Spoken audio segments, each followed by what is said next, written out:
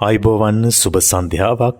අදත් මේ සතියන්ත සෙනසුරාදාවේ සිත් ධර්මයට නැඹුරු කරන සිත් නෙත් අසපුවෙන් ඔබේ ජීවිතයට ධර්ම දායාදයක් තිරණ කරන්නටයි මෙලෙස සූදානම් වන්නේ. ඒ වෙනුවෙන් අදත් ගෞරව නමස්කාර පූරකව ඇරියුම් කළා උඩුගම්පල හෙන්ඩි මහර ගම්පහ බවුන් පැලැස්ස නිර්මාතෘන් වහන්සේට, පූජනීය වන්දනීය වල්පොල ගෝතම ස්වාමින් වහන්සේට. උන්වහන්සේ බොහොම ශ්‍රද්ධාවෙන් ගෞරවයෙන් නමස්කාර පූරකව පිළිගෙන ඇරියුම් කරනවා සෙනසුරාදා සිතෙන් තසපුව ධර්මානුශාසනාව පවත්වන්නට. අවසරයි ස්වාමීන් වහන්සේ. සාදු සාදු සාදු. සමන්තා චක්කවාලේසු අත්‍රාගච්ඡන්තු දේවතා සද්ධම්මං මුනි රාජස්ස සුනන්තෝ සග්ග මොක්ඛදං ධම්මස්සවන කාලෝ අයං භදන්තා ධම්මස්සවන කාලෝ අයං භදන්තා ධම්මස්සවන කාලෝ අයං භදන්තා. නමෝ තස්ස භගවතෝ අරහතෝ සම්මා සම්බුද්දස්ස. නමෝ තස්ස භගවතෝ අරහතෝ සම්මා සම්බුද්දස්ස. නමෝ තස්ස භගවතෝ අරහතෝ සම්මා සම්බුද්දස්ස. සාදු සාදු සාදු. ගරුතර මහා සංඝරත්නයන් අවසරයි ශ්‍රද්ධාවන්ත පින්වත්නි, අද රාගම හලන්දුරුව පාරේ දෙවැනි පටුමගේ 12/6 නිවසේ පදිංචි ප්‍රදීප් ප්‍රසන්න බණ්ඩාර ඒ මහත්මයා ඇතුළු පවුලේ පින්නතුන්ගේ දායකත්වය මේ උතුම් ධර්ම දේශනාව වෙනුවෙන් මේ වෙලාවේ දරද්දී එයත්න්ටත් net ශ්‍රවණය කරන සියලුම දෙනාටත් අපි මෙත් සිතින් ආශිර්වාද කරනවා. ඔබ හැම දෙනාම දුෂ්කර කාල පරිච්ඡේදයක් ගත කරන්නේ. අපිට මේ සසරේ අපි ගත කරන නොඑක් ලෝකවල විඳින අනේක ප්‍රකාර දුක් අතරින් පින්වත්නි, සුගතියක ජීවත් වුණත් අපිට මේ විදිහේ දුෂ්කර කාල පරිච්ඡේද අතීත සසරවලත් අපි ගෙවන්නට ඇති මනුස්ස ලෝකයේ කියලා නෑ. මේ මොහොතේ වුණත් සුගතියක වුණත් අපි ගෙවන කටුක අත්දැකීම් එකිනෙකාට සාපේක්ෂව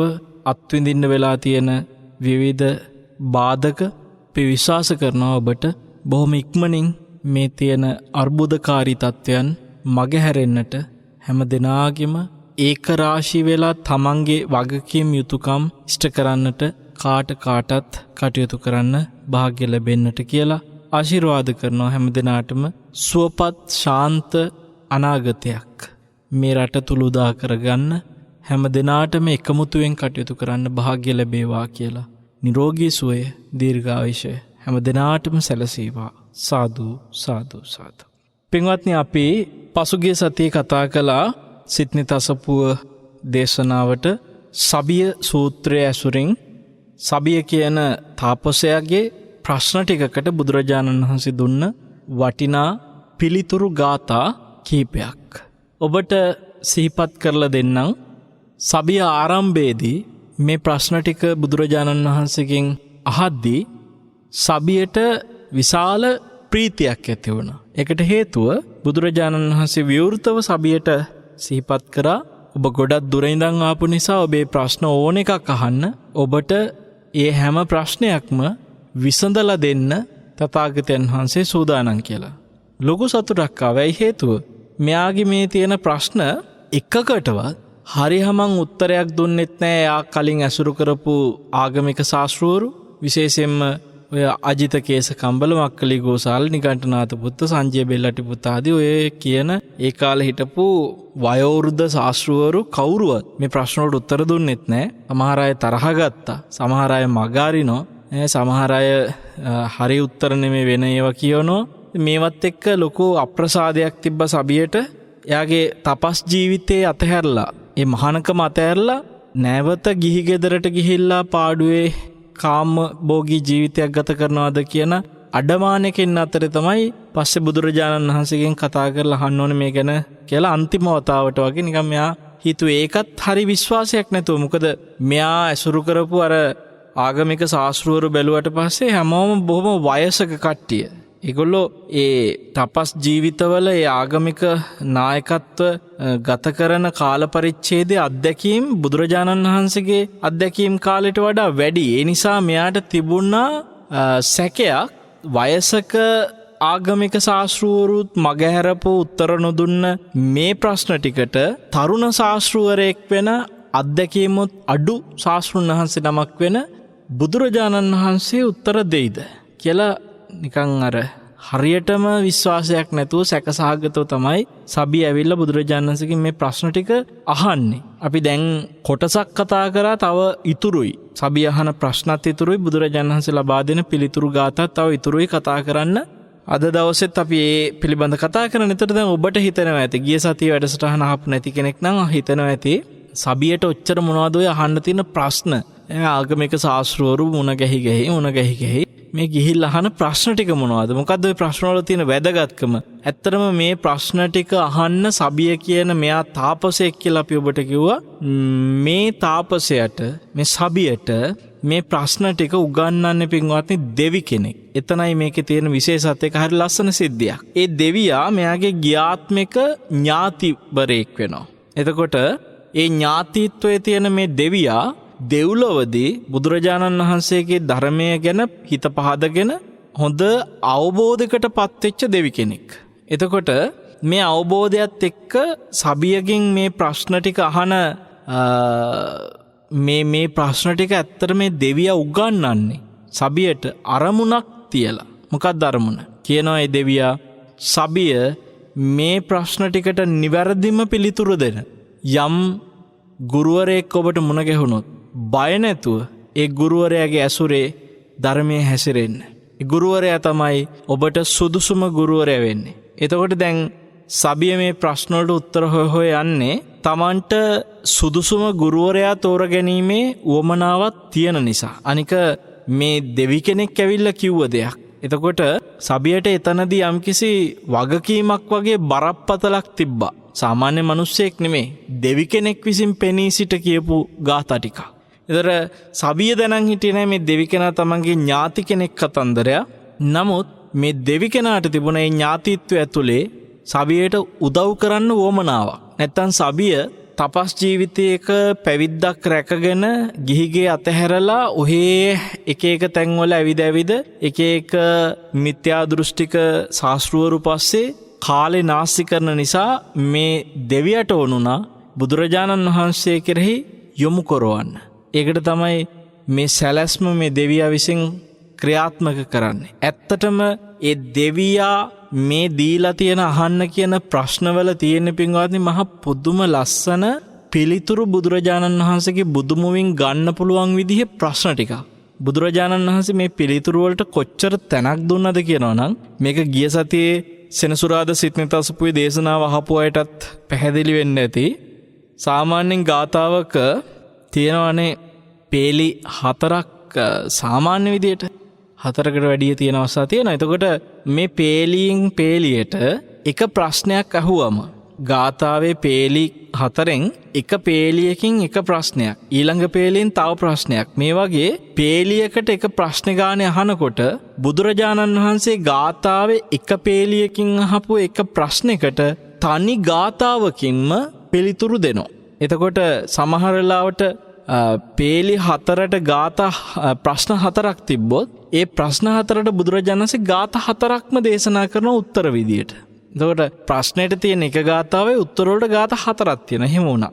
දැන් අපි මේ වෙලාවේ කතා කරන්න සූදානම් වෙන්නේ පසුගිය සතියේට අදාළව කතා කරපු සබිය බුදුරජාණන් වහන්සේගෙන් අහපු අපූර්ව ප්‍රශ්න වල ඉදිරි ගාථා. දැන් අපි දැනට කතා කරපු කොටස් ටික ඔබට YouTube ඔස්සේ අහන්න අවස්ථාව තියෙනවා. ගිය සතියේ සිත්නිත අසපුව වැඩසටහන හොයාගෙන ඒ දිනයත් එක්ක දැන් බලමු පින්වත්නි ලස්සන ගාථා ටිකක් එක්ක. මේකේ විශේෂත්වය තමයි මම ඔබට කිව්වා ගිය සතියේදීත් මේ ගාථා සියල්ලෙන් ප්‍රශ්න කර බුදුරජාණන් වහන්සේගෙන් පිළිතුරු ගාථා ටික අහන්න සබිය අවසානයේ හිත පහදිච්ච තරම කොච්චරද කියනවනම් හිතාගන්න බැරි මහ පුදුම ලස්සන බුදුගුණ ටිකක් පින්වත්නි දේශනාව අවසානයේදී කියනවා.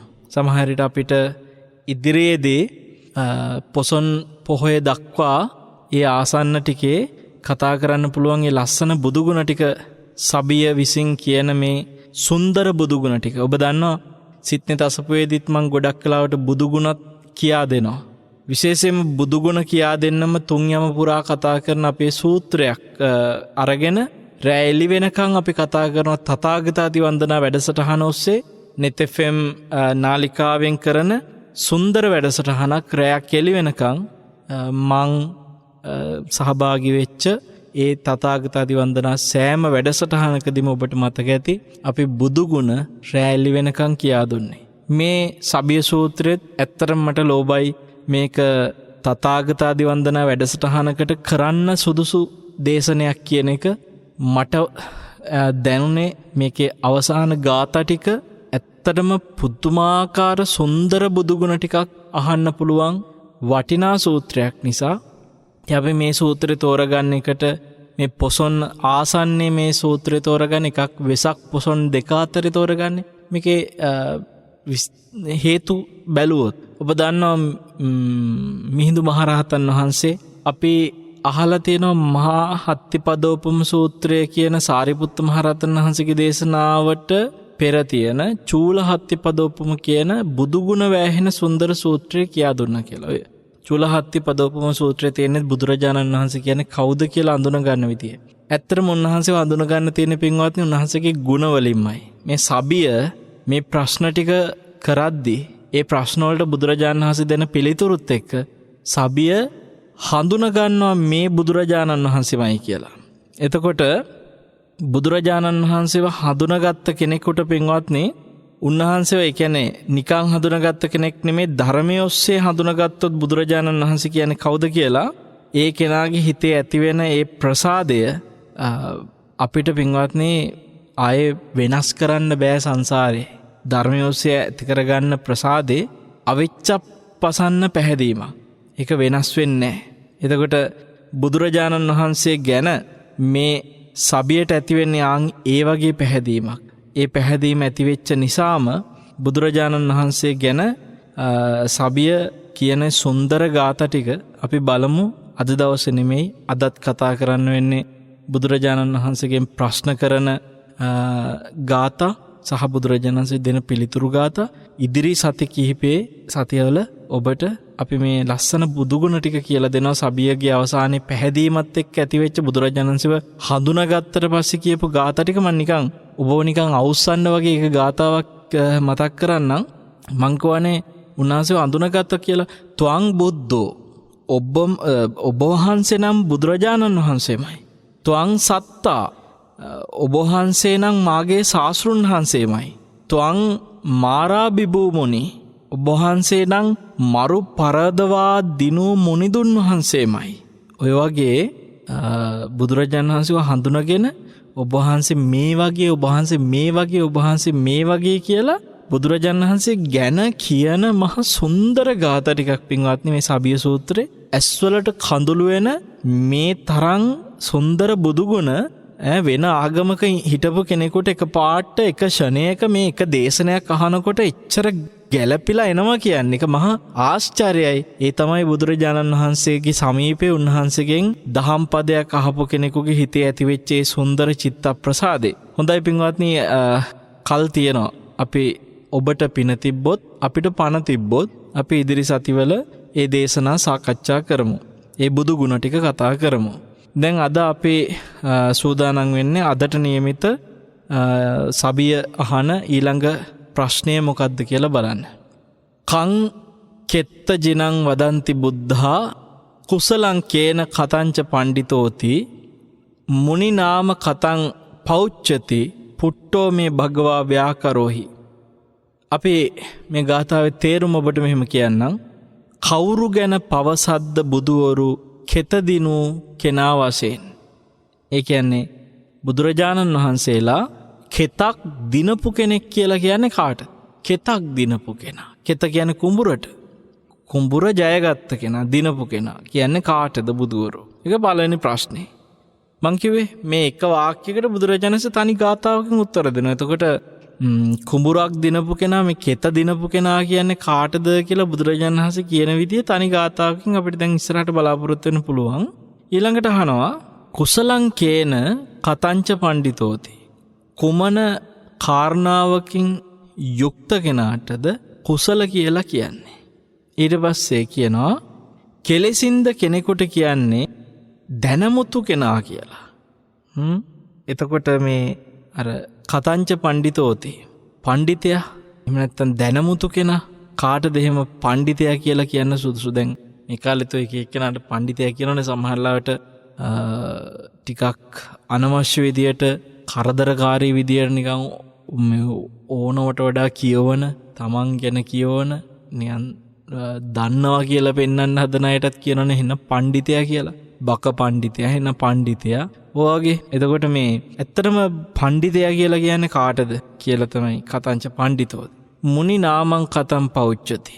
කෙලෙසින්ද කෙනෙකුට මුනි කියලා කියන්නේ. ඔන්න එතරම් ප්‍රශ්න 4ක් අහනවා. පුට්ටෝ මේ භගවා ව්‍යාකරෝහි. මට මේ ප්‍රශ්න වලට උත්තර දෙන්න ස්වාමීනි භගවතාණෙනි කියලා තමයි සබිය මේ ගාථාවෙන් අහන්නේ. ඔන්න බුදුරජාණන් උත්තර දෙනවා පළවෙනි ප්‍රශ්නට උත්තරේ කුඹුර ජයගත්ත කෙනා, කෙත ජයගත්ත කෙනා කියන්න පුළුවන් කාටද කියලා කියනවා. කෙත්තානි විචේය කේවලානි දිබ්බං මානුසකංච බ්‍රහ්ම කෙත්තං සබ්බ කෙත්ත මූල බන්ධනා පමුත්තෝ කෙත්ත ජිනෝ තාදි පෞච්චතේ තතත්තා. දෙව්මිනිස් ලෝකහා බ්‍රහ්ම ලෝක කියලා කියන මේ හැම කෙතක්, ඒ කියන්නේ දිව්‍ය මනුස්ස කියන ලෝක, බ්‍රහ්ම ලෝක කියන මේ හැම කෙතක්ම නුවණින්ම විමසමින් කෙත් මුල්ද හඳුනාගෙන කෙතට බැඳෙනා සියලු මුල් සිඳලමින් සදහටම නිදහස් වුණ අකම්පිත සිතින් යුතු සත්‍යයට පත් කෙනාට කෙත දිනූ කෙනා කියන්නේ කියලා කියනවා. එතකොට මෙතෙන්දී කෙත ජයගත්ත කෙනා කියනකොට දිව්‍ය ලෝක, මනුස්ස ලෝක, බ්‍රහ්ම ලෝක කියන මේ කෙත් හැම එකකින් කෙත්තානි විචේය කේවලානි දිබ්බං මානුසකංච බ්‍රහ්ම කෙත්තං. එතකොට දිව්‍ය ලෝකේ නම් වූ කෙත, මනුස්ස ලෝකේ නම් වූ කෙත, බ්‍රහ්ම ලෝකේ නම් වූ කෙත, මේ හැම කෙතකින්ම නුවණින්ම විමසමින් කෙත් මුල් හඳුනගෙන කෙතට බැඳෙන සියලුම මුල් හඳුනගෙන සදහටම නිදහස් වුණ අකම්පිත සිතින් යුතු සත්‍යයට පත් කෙනාට තමයි කෙත දිනු කෙනා කියලා කියන්නේ කියනවා. කෙත්ත ජිනෝ. එතකොට මෙතෙන්දී ඔය කියන විදිහට දිව්‍ය ලෝක, මනුස්ස ලෝක, බ්‍රහ්ම ලෝක කියන මේ ඔක්කොම කෙත්, ඔක්කොම කුඹුරු කියලා කියද්දී ඒවට බැඳෙන මුල් ගැන කතා කරනවා. අන්නේ මුල් වලින් නිදහස් වුණ කෙනා තමයි අකම්පිත වෙන්නේ කියනවා. සත්‍යයට පැමිණි කෙනා කියනවා. සත්‍යයට පැමිණිය කියන්නේ චතුරාර්ය සත්‍යයට පැමිණි අකම්පිත සිතක් ඇති වෙච්ච කියන්නේ අනිවාර්යයෙන්ම රහතන් වහන්සේ. ආර්ය සත්‍ය පරිපූර්ණ කරගත් රහතන් වහන්සේ. ඒතරේ රහතන් වහන්සේ මෙන්න මේ කියන කෙතට බැඳිච්ච මුල් වලින් ඒ මුල් සිඳලා සදහටම නිදහස් වුණා කියනවා. දැන් බුදුරජාණන් වහන්සේ කෙත ගැන දේශනා කරන සමහර සූත්‍ර අතරේ එක්තරා සූත්‍රයක් තියෙනවා කම්ම සූත්‍රය කියලා. මේකේ මෙහෙම කියනවා. දැන් ඔබ දන්නවා කෙත කියනකොට විවිධ විදියට උපමා කරන පුඤ්ඤක් කෙත්තං කියලා කියනවා. පින් කෙතර පුඤ්ඤක් කෙත්තං අනුත්තරං. අපි කතා කරනවා පින් කෙත, උත්තරීතර පින් කෙතර. ඒ කියන්නේ සංඝයා. හැබැයි දැන් මෙතනදී කෙතට බැඳිච්ච මුල් වලින් නිදහස් වුණොත් රහත් වෙනවයි කියනවා. අපි බැලුවොත් එක්තරා සූත්‍රයකදී බුදුරජාණන් වහන්සේ පෙන්වනවා කම්මං කෙත්තං. කර්මය නැමැති කුඹුරක් තියෙනවා. භවය ගැන කතා කරද්දී උන්වහන්සේ විස්තර කරන්නේ කම්මං කෙත්තං. විඥානම් බීජං. මේ කර්මය නැමැති කෙතේ විඥානය කියන බීජ තමයි පැලවෙන්නේ. තණ්හා සිනෝහෝ. තණ්හාව තමයි ජලය වෙන්නේ. තණ්හා සිනේහෝ. වැස්ස වහින වැස්ස වෙන මොකක්වත් නෙමෙයි තණ්හා වැස්ස. මේකෙන් තමයි මේ කෙත සරුසාරවත් වෙලා විඥාන කියන බීජ වැඩෙන්නේ. එතකොට ඔය භවයේ ස්වභාවය බුදුරජාණන් උපමාවක් විදිහට පෙන්වන්නේ. එක පැත්තකින් බැලුවට පස්සේ මේ කියන කෙතේ සියලුම මුල් සිඳලනවා කියන්නේ විඥාන නාම රූපයන්ට බුදුරජාණන් වහන්සේගේ දේශනාවල පෙන්වන විදිහට අර උන්වහන්සේ අවබෝධ කරපු ධර්මයේ තුල ශ්‍රාවකයාට දේශනා කරපු යම් උපාදානයක් ඇති කරගත්ත තැනක් තියෙනවා නම් ඒ උපාදානය ඇති වෙන්නේ අර විඥානම් බීජං කියලා කියන දැන් මුල් හිඳලනවා කියද්දි මුලක් එන්නේ පින්වත්නි බීජයත් එක්කනේ. එතකොට විඥාන බීජය තමයි මෙතන කෙතත් එක්ක කර්මය නැමැති කෙතත් එක්ක බැඳගන්න. එතකොට අපි දන්නවා දෙව්ලොව ඉපදුනත්, මනුස්ස ලෝකෙ ඉපදුනත්, බ්‍රහ්ම ලෝකෙ ඉපදුනත් ඒ කර්මය නැමැති විපාක පිණිස කර්ම සකස් වෙන්න ලැබිච්ච උපතක් තමයි. මනුස්ස ලෝකෙත් භවයේ සකස් වීමක්. දෙවියන් අතරද බ්‍රහ්ම ලෝකයේද මේ භවයේම සකස් වීමක්. එතන මේ සකස් වීමට බලපාන කර්මය නැමැති කුඹුරට යම් උපාදානයක් හේතුනා නම් උපාදාන පත්‍ය භව. උපාදාන නිසා විපාක පිණිස කර්ම සකස් වීම කියන මේ භවයට හේතුනේ මොකද්ද? තණ්හා පත්‍ය උපාදානං උපාදාන පත්‍ය භව. ඒතකොට තණ්හා සිනේහෝ. තණ්හාව තමයි මේ කුඹුර තෙත් කරන ජලය. මේ කුඹුර තෙත් කරන ඒ තණ්හාව කියන ජලය නිසා උපාදානය නැමැති අර බීජයයි කුඹුරයි අතරේ මේ සම්බන්ධකරණය සිද්ධ කරන මුල් ටික සිඳලා දැම්මොත් යම් කිසි කෙනෙක් සදහාටම නිදහස් වෙච්ච අකම්පිත සිතක් තියෙන සත්‍යයටපත් වෙච්ච කෙනා කියලා කියනවා. ඇත්තටම භව නිරෝධයටපත් වීම ගැන මේ ගාථාවෙන් බුදුරජාණන් වහන්සේ දේශනා කරනවා කියලා අපිට ඒ කම්ම සූත්‍රය එක්ක ගලපගෙන මේ ගාථාව තේරුම් ගන්න පුළුවන්. මේක කෙත දිනූ කෙනා. එතකොට කර්මයෙන් නිදහස් වෙලා ඇත්තටම කර්මේ ජයගත්ත කෙනෙක්, කර්මේ නැමැති කුඹුර ජයගත්ත කෙනෙක් කියලා කියන්න පුළුවන්. මේ කෙත දිනපු කෙනා කියලා රහතන් වහන්සේට කියනවා. ඔන්න පළවෙනි ප්‍රශ්නෙට දුන්නා පිළිතුරක් බුදුරජාණන් වහන්සේගේ ඒ අපූර්ව ගාථාවෙන්. ඊළඟට බලමු මෙතෙන්දි කුසල කියන්නේ මොකක්ද කියලා අහුවනේ. ඊළඟ ගාථාව පින්වත්නි ඔන්න මේහා සමානම අර්ථයක් ඒකට ළඟින්ම යන විදිහේ ලස්සන වචන ටිකක් එක්කම සමානව ගැලපෙනවා. කේසානි විචෙය්‍ය කේවලානි දිබ්බං මානුසකංච බ්‍රහ්මකෝසං සබ්බකෝස මූල බන්ධනා පමුත්තෝ කුසලෝතාදි පෞච්චතේ තතත්තා. දෙව්මිනිස් කෝසහා බ්‍රහ්ම ලොව යන කෝෂද නුවණින්ම විමසමින් කෝස මුල් හඳුනගෙන කෝෂයට බැඳෙනා සියලු මුල් සිඳිමින් සදහටම නිදහස් වුන අකම්පිත සිතින් යුතු සත්‍යයටපත් කෙනාටයි කුසලයයි පවසන්නේ. ඇත්තටම කුසල කියන වචනේ තේරුම අප දන්නවා. මේ දක්ෂ කියන අර්ථයෙන් එන්නේ. කුසලතා කියලා කියන්නේ දක්ෂතා කියන එක. එතකොට අකුසල කියලා කියන්නේ අදක්ෂ කියන එක. වීරයවන්ත ශ්‍රාවකයා කුසල සහගත. වීරිය කියන්නේ කුසලයක්. ඒ කියන්නේ අපි යම්කිසි තැනක අකුසලයක් හඳුන ගන්නවා නම් අන්නේ අකුසලයේ හඳුන ගන්න එකට කියන්නේ සිහිය කියලා. ඒක දක්ෂතාවයක්. සිහිය කියන්නේ කුසලයක්. ඒතර කුසලයේ දක්ෂතාවය. ඒ අකුසලේ දුරු කරන්න වීරියක් ඇති කරගත්තා කියන්නේ දක්ෂතාවය. ඒ නිසා කියනවා වීරිය කුසලයක්. ඕනම තැනක යම් අවබෝධයකටපත් වුණා නම් ඒක දක්ෂතාවයක්. ඒ අවබෝධය කියන්නේ ප්‍රඥාව, ප්‍රඥාව කියන්නේ කුසලයක්. එතකොට මේ දක්ෂ කියන අර්ථෙත් එක්ක කුසල කියන්නේ අපි තේරුම් අරගමු. කුසල කියන්නේ ඒ දක්ෂ. එතකොට දෙව්මිනිස් කෝෂ, එහෙම නැත්නම් බ්‍රහ්ම ලෝකේ කෝෂ, නුවණින් විමසලා කෝෂ මුල් හඳුනගෙන කෝෂයට බැඳෙන සියලු මුල් සිඳමින් සදහටම නිදහස් වුන අකම්පිත සිතක් තියෙන සත්‍යයටපත් වෙච්ච කෙනාට තමයි කුසල කියලා කියන්නේ. අපිට ඇතරම කෝෂයක් කියන්නේ ඔබ දන්නවා. ඒක උපතකට හේතු වෙන දෙයක් කෝෂයක් කියන්නේ. එතකොට උපතකට උපකාර වෙන දෙයක් කෝෂයක්. එහෙම කියත හැකියි. එතකොට කර්මය කියන්නේත් භවපච්චය ජාති විපාක පිණිස කර්ම සකස් වීම කියන්නේ මේ උපතට සකස් වෙන කෝෂයක්.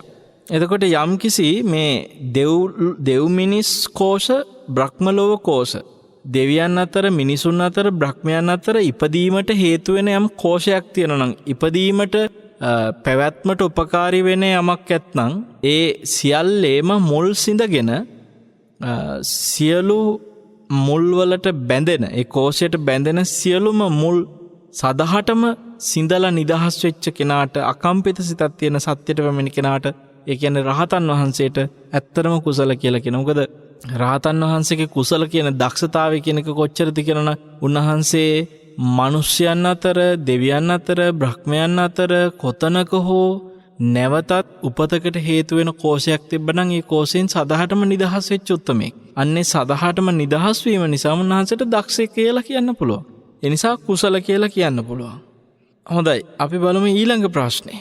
බුදුරජාණන් වහන්සේගෙන් ඇහුවා අර පඬිතයා කියන්නේ කාටද කියලා. ඔන්න දැනමුතු කෙනා. කවුද ඇත්තටම මේ පඬිතයා කියන්නේ? තදු බයානි විචෙය්‍ය පණ්ඩරානි අජ්ජත්තං බහිද්දාච සුද්ධිපඤ්ඤෝ කන්හං සුක්කමුපාතිවත්තෝ පණ්ඩිතෝ තාදි පෞච්චතේ තතත්තා. තමාහා අනුන් යන දෙපැත්තම විමසන්නේ. එහි ඇති සැබෑ තතු පිරිසිදු ලෙසට දන්නේ. ඉක්මවා ගොස් සියලු කළු සුදු කර්මයන් අකම්පිත සිතින් යුතු සත්‍යයට පත් කෙනාටය කියන්නේ දැනමුතු කෙනායයි. සුන්දර ගාථාව. තමා සහ අනුන් යන දෙපැත්තම විමසන්නේ. එහි ඇති සැබෑ තතු පිරිසිදු ලෙසට දන්නේ. පින්වත්නි මහා සතර සතිපට්ඨාන සූත්‍රයේ අජ්ජත්ත බහිද්ද කියන තමායයි සලකන සහ තමන්ගෙන් බාහිරයයි සලකන මේ දෙපැත්තෙම අජ්ජත්තම් බහිද්දහච සුද්ධිපඤ්ඤෝ මේ දෙපැත්තෙම සැබෑ තතු පිරිසිදු ලෙස දන්නවා. සැබෑ තතු කියන්නේ යථාභූත ඥාන. එතකොට සැබෑ තතු දැනගන්නට තමයි පින්වත්නි කායානුපස්සනාව, වේදනානුපස්සනාවෙන්, චිත්තානුපස්සනාවෙන්, ධම්මානුපස්සනාවෙන් වාසය කරන්නේ. සතිය පවත්වන්නේ. අන්න එහෙම සතිය පවත්වලා තමා ගැනත් අනුන් ගැනත් සැබෑම ඇත්ත తත්වය, යථාභූත తත්වය පිරිසිදු අවබෝධ කරගත්තා නම් සුද්ධිපඤ්ඤෝ පිරිසිදු අවබෝධයකට පත් වෙනවා නම් අන්නේ පත්වීමත් එක්ක කන්හං සුක්ඛමුපාතිවත්තෝ කළු සහ සුදු කියන සියලු කර්ම වලින් ඉක්මෝල යනවා. කළු කර්ම කිව්වේ අකුසල කර්ම, සුදු කර්ම කිව්වේ කුසල කර්ම. පාප කර්ම, පුණ්‍ය කර්ම. ඔන්න කළු කර්ම, සුදු කර්ම. එතකොට මේ සියලු කර්ම වලින් ඉක්මවනවා කියන්නේ කළු කර්මත් ඉක්මවලා ගිහිල්ලා, ඒ කියන්නේ පාප කර්මත් ඉක්මවලා ගිහිල්ලා, පුණ්‍ය කර්මත් ඉක්මවලා ගිහිල්ලා, එහෙම නැත්නම් කුසල කර්ම, අකුසල කර්ම දෙකම ඉක්මවලා ගිහිල්ලා කර්මයෙන් සම්පූර්ණ, ඒ කියන්නේ සුදුයි කළුයි දෙකම මකලම දැම්මා වගේ කර්මක්ෂය වෙනවා. කර්මක්ෂය වුණා කියන්නේ අකම්පිත සිතක් ඇති සත්‍යයටපත් වෙච්ච කෙනා කවුද? ඒ තමයි රහතන් වහන්සේලා. ඒ උත්තමයන්ට තමයි පණ්ඩිතයා කියලා කියන්න පුළුවන්.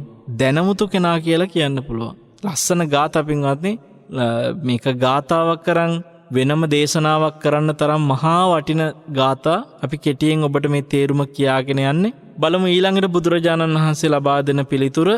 මුනි කියලා කියන්නේ කාටද? මුනිදු කියන්නේ විවිධ ආගමික සංකල්ප අතරේ මුනිතුමා, මුනි කියන වචනේ ඕන තරම් පාවිච්චි කරන සමහර වෙනත් ආගම් අතරේ ඇත්තරම මේ මුනි කියන වචනේ මොන ආගමේ පාවිච්චි කරත් අපි කියන්නට ඕනේ බුදුරජාණන් වහන්සේගේ දේශනා වලින් පැවත එන වචනයක්.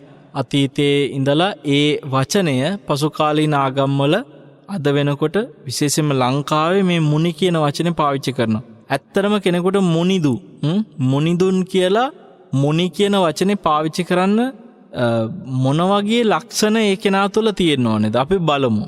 ඔන්න බුදුරජාණන් වහන්සේ පෙන්නනවා අසතංච සතංච ඤත්වා ධම්මං අජ්ජත්තං බහිද්ධාච සබ්බ ලෝකේ දේව මනුස්සේහි පූජනීයෝ සංඝං ජාල මතිච්චසෝ මුනීති. ඔන්න මුනි කියන්නේ කාටද කියලා විස්තර කරනවා. ඇතුළ පිටත කියන මේ සියලු ලෝකේ අයහපත සහ යහපත මනාකොට හඳුනගෙන දෙව් මිනිසුන් අතර පිදුම් ලබනා කෙනෙක් වී සියලු කෙලෙසුන් ඉක්මවා ගිය කෙනාට කියන්නේ ලෝකේ මුනිදුන් යයි. පින්වත්නි, ඇතුළ පිටත කියන මේ සියලු ලෝකයේ අසතංච සතංච ඤත්වා ධම්මං අජ්ජත්තං බහිද්ධාච සබ්බ ලෝකේ. එතකොට මේ ආධ්‍යාත්මික බාහිර කියන සියලු ලෝකේ, සියලු ලෝක සබ්බ ලෝකේ කියන වචනේ ගැන අපිට තවත් සූත්‍රවලින් පින්වත්නි අර්ථය තෝරගන්න වෙනවා. බුදුරජාණන් වහන්සේගෙන් එක්තරා භික්ෂුවක් අහනවා සියලු සබ්බ ලෝක කියලා කියනවා. මොකද්ද මේ සබ්බ ලෝක කියන්නේ කියලා. උන්වහන්සේ පෙන්නනවා සබ්බ ලෝක කියලා කියන්නේ ඇස කන නාසය දිවකය මනසට තමයි සබ්බ ලෝක කියලා කියන්නේ කියලා. තව තැනකදී කියනවා රූප ශබ්ද ගන්ධ රස පහස අරමුණු කියන මේ බාහිර ආයතන වලට කියනවා සබ්බ ලෝක කියලා. එතකොට මෙතෙන්දී අජ්ජත්තම් බහිද්ධාච සබ්බ ලෝකේ ආධ්‍යාත්මික සහ බාහිර කියන සියලු ලෝකේ කියලා කියද්දී ඔන්න එතෙන්දි ගන්න වෙන්නේ පින්වත්නි ඇස කන නාසය දිවකය මනස කියලා කියන ආධ්‍යාත්මික ආයතන ටික තමයි අජ්ජත්ත ලෝකේ. රූප ශබ්ද ගන්ධ රස පහස අරමුණු කියන බාහිර අරමුණු තමයි බාහිර ලෝකේ. ඒතර ආධ්‍යාත්මික ලෝකයයි බාහිර ලෝකයයි කියන සබ්බ ලෝකේ. ඇහැට පේන රූප සහ ඇස, කනට ඇහෙන ශබ්ද සහ කන, නායට දැනෙන ගඳ සුවඳ සහ නාසය, දිවට දැනෙන රස සහ දිව, මේ ආදි මේ ආධ්‍යාත්මික ආයතනයි බාහිර ආයතනයි. මේ සියලු ලෝකේ ඇත්තටම ඔය ටික තමයි ලෝකේ කියන්නේ. දැන් ඔබ ලෝකේ කියලා මොනවා හරි කතා කරන දෙයක් එක්කෝ ඇහැට පේන රූපයක්, කන එක්කෝ කනට ඇහිච්ච ශබ්දයක්, එක්කෝ නාසය එක්කෝ නාසයට දැනෙන ගඳ සුවඳක්, එක්කෝ රස එක්කෝ රසට මේ දිවට දැනෙන රසයක්. ඒ එක්කෝ කය එක්කෝ කයට දැනෙන පහස, එක්කෝ හිත එක්කෝ හිතට හිතෙන අරමුණක්. ලෝකෙ ගැන දැන් ලෝකෙ කියද්දි සමහරුන්ට ඇමරිකාව, ජපානය, චීනය, කොරියාව, ඉන්දියාව, පාකිස්තානය, ඔස්ට්‍රේලියාව අනම්මනම් ලෝකෙ කියලා කතා කරනවා. හැබැයි ඔය කොහේ මොකක් හරි කතා කරොත් ඔබ දැකපු දෙයක් හරි, ඇහිච්ච දෙයක් හරි, දැනිච්ච දෙයක් හරි, කොහේ හරි පහසක් අරමුණක් රසයක්, ඔය හැම දෙයක්ම ලෝකය කියලා කතා කරන ඔක්කොම ඔය ආධ්‍යාත්මික සහ බාහිර කියන 12ට අයිති වෙනවා. ආධ්‍යාත්මික 6යි බාහිර 6යි කියන 12 තමයි සබ්බ ලෝකෙ වෙන්නේ. ඒතර මෙන්න මේ සියලු සබ්බ ලෝකෙ සම්බන්ධ අසතංච සතංච ඤත්වා ධම්මං, අයහපත සහ යහපත කියන සියලු ධර්ම මනාකොට හඳුනා ගන්නවා. අයහපත් ධර්මයි යහපත් ධර්මයි මනාකොට හඳුනා ගන්නවා මේ සියලු ලෝකයේ තුල. ඇහැට පේන රූප වලට හටගන්න අයහපත් දේ යහපත් දේ මේ හැම දෙයක්ම හඳුනාගත්ත කෙනා, ඒ අවබෝධය ඇති කරගත්ත කෙනා දේව මනුස්සයෙහි පූජනීයෝ, දේව මිනිසුන් අතර පිදුම් ලබන කෙනෙක් වෙනවා. එතකොට මෙයාට සියලු කෙලෙසුන් ඉක්මවලා ගියපු ලෝකේ සැබෑම මුනිදුන් කියලා කියන්න පුළුවන් කියනවා. ඔන්න මුනි කියන්නේ කවුද කියලා බුදුරජාණන් වහන්සේ විස්තර කරේ. එතකොට යම් කෙනෙක් මුනි කෙනෙක් වෙන්න නම් ඒ මුනිවරයාට ඇස කන නාසය දිවකය මනස ගැන, රූප ශබ්ද ගන්ධ රස පහස කියන අරමුණු කියන මේ සියලු ලෝකයේ ගැන යහපත මොකද්ද අයහපත මොකද්ද කියලා හරියට හඳුනගෙන දෙව් මිනිසුන්ගෙන් පිදුම් ලබන කෙනෙක් වෙලා නිකන් නෙමේ සියලු කෙලෙසුන් ඉක්මවා ගිය කෙනෙක් වෙන්න ඕනේ. ඒක තමයි සියලු කෙලෙසුන්ගෙන් මිදිච්චේ උත්තමයාට ඇත්තටම මුනි කියලා කියන්න පුළුවන්. හොඳයි.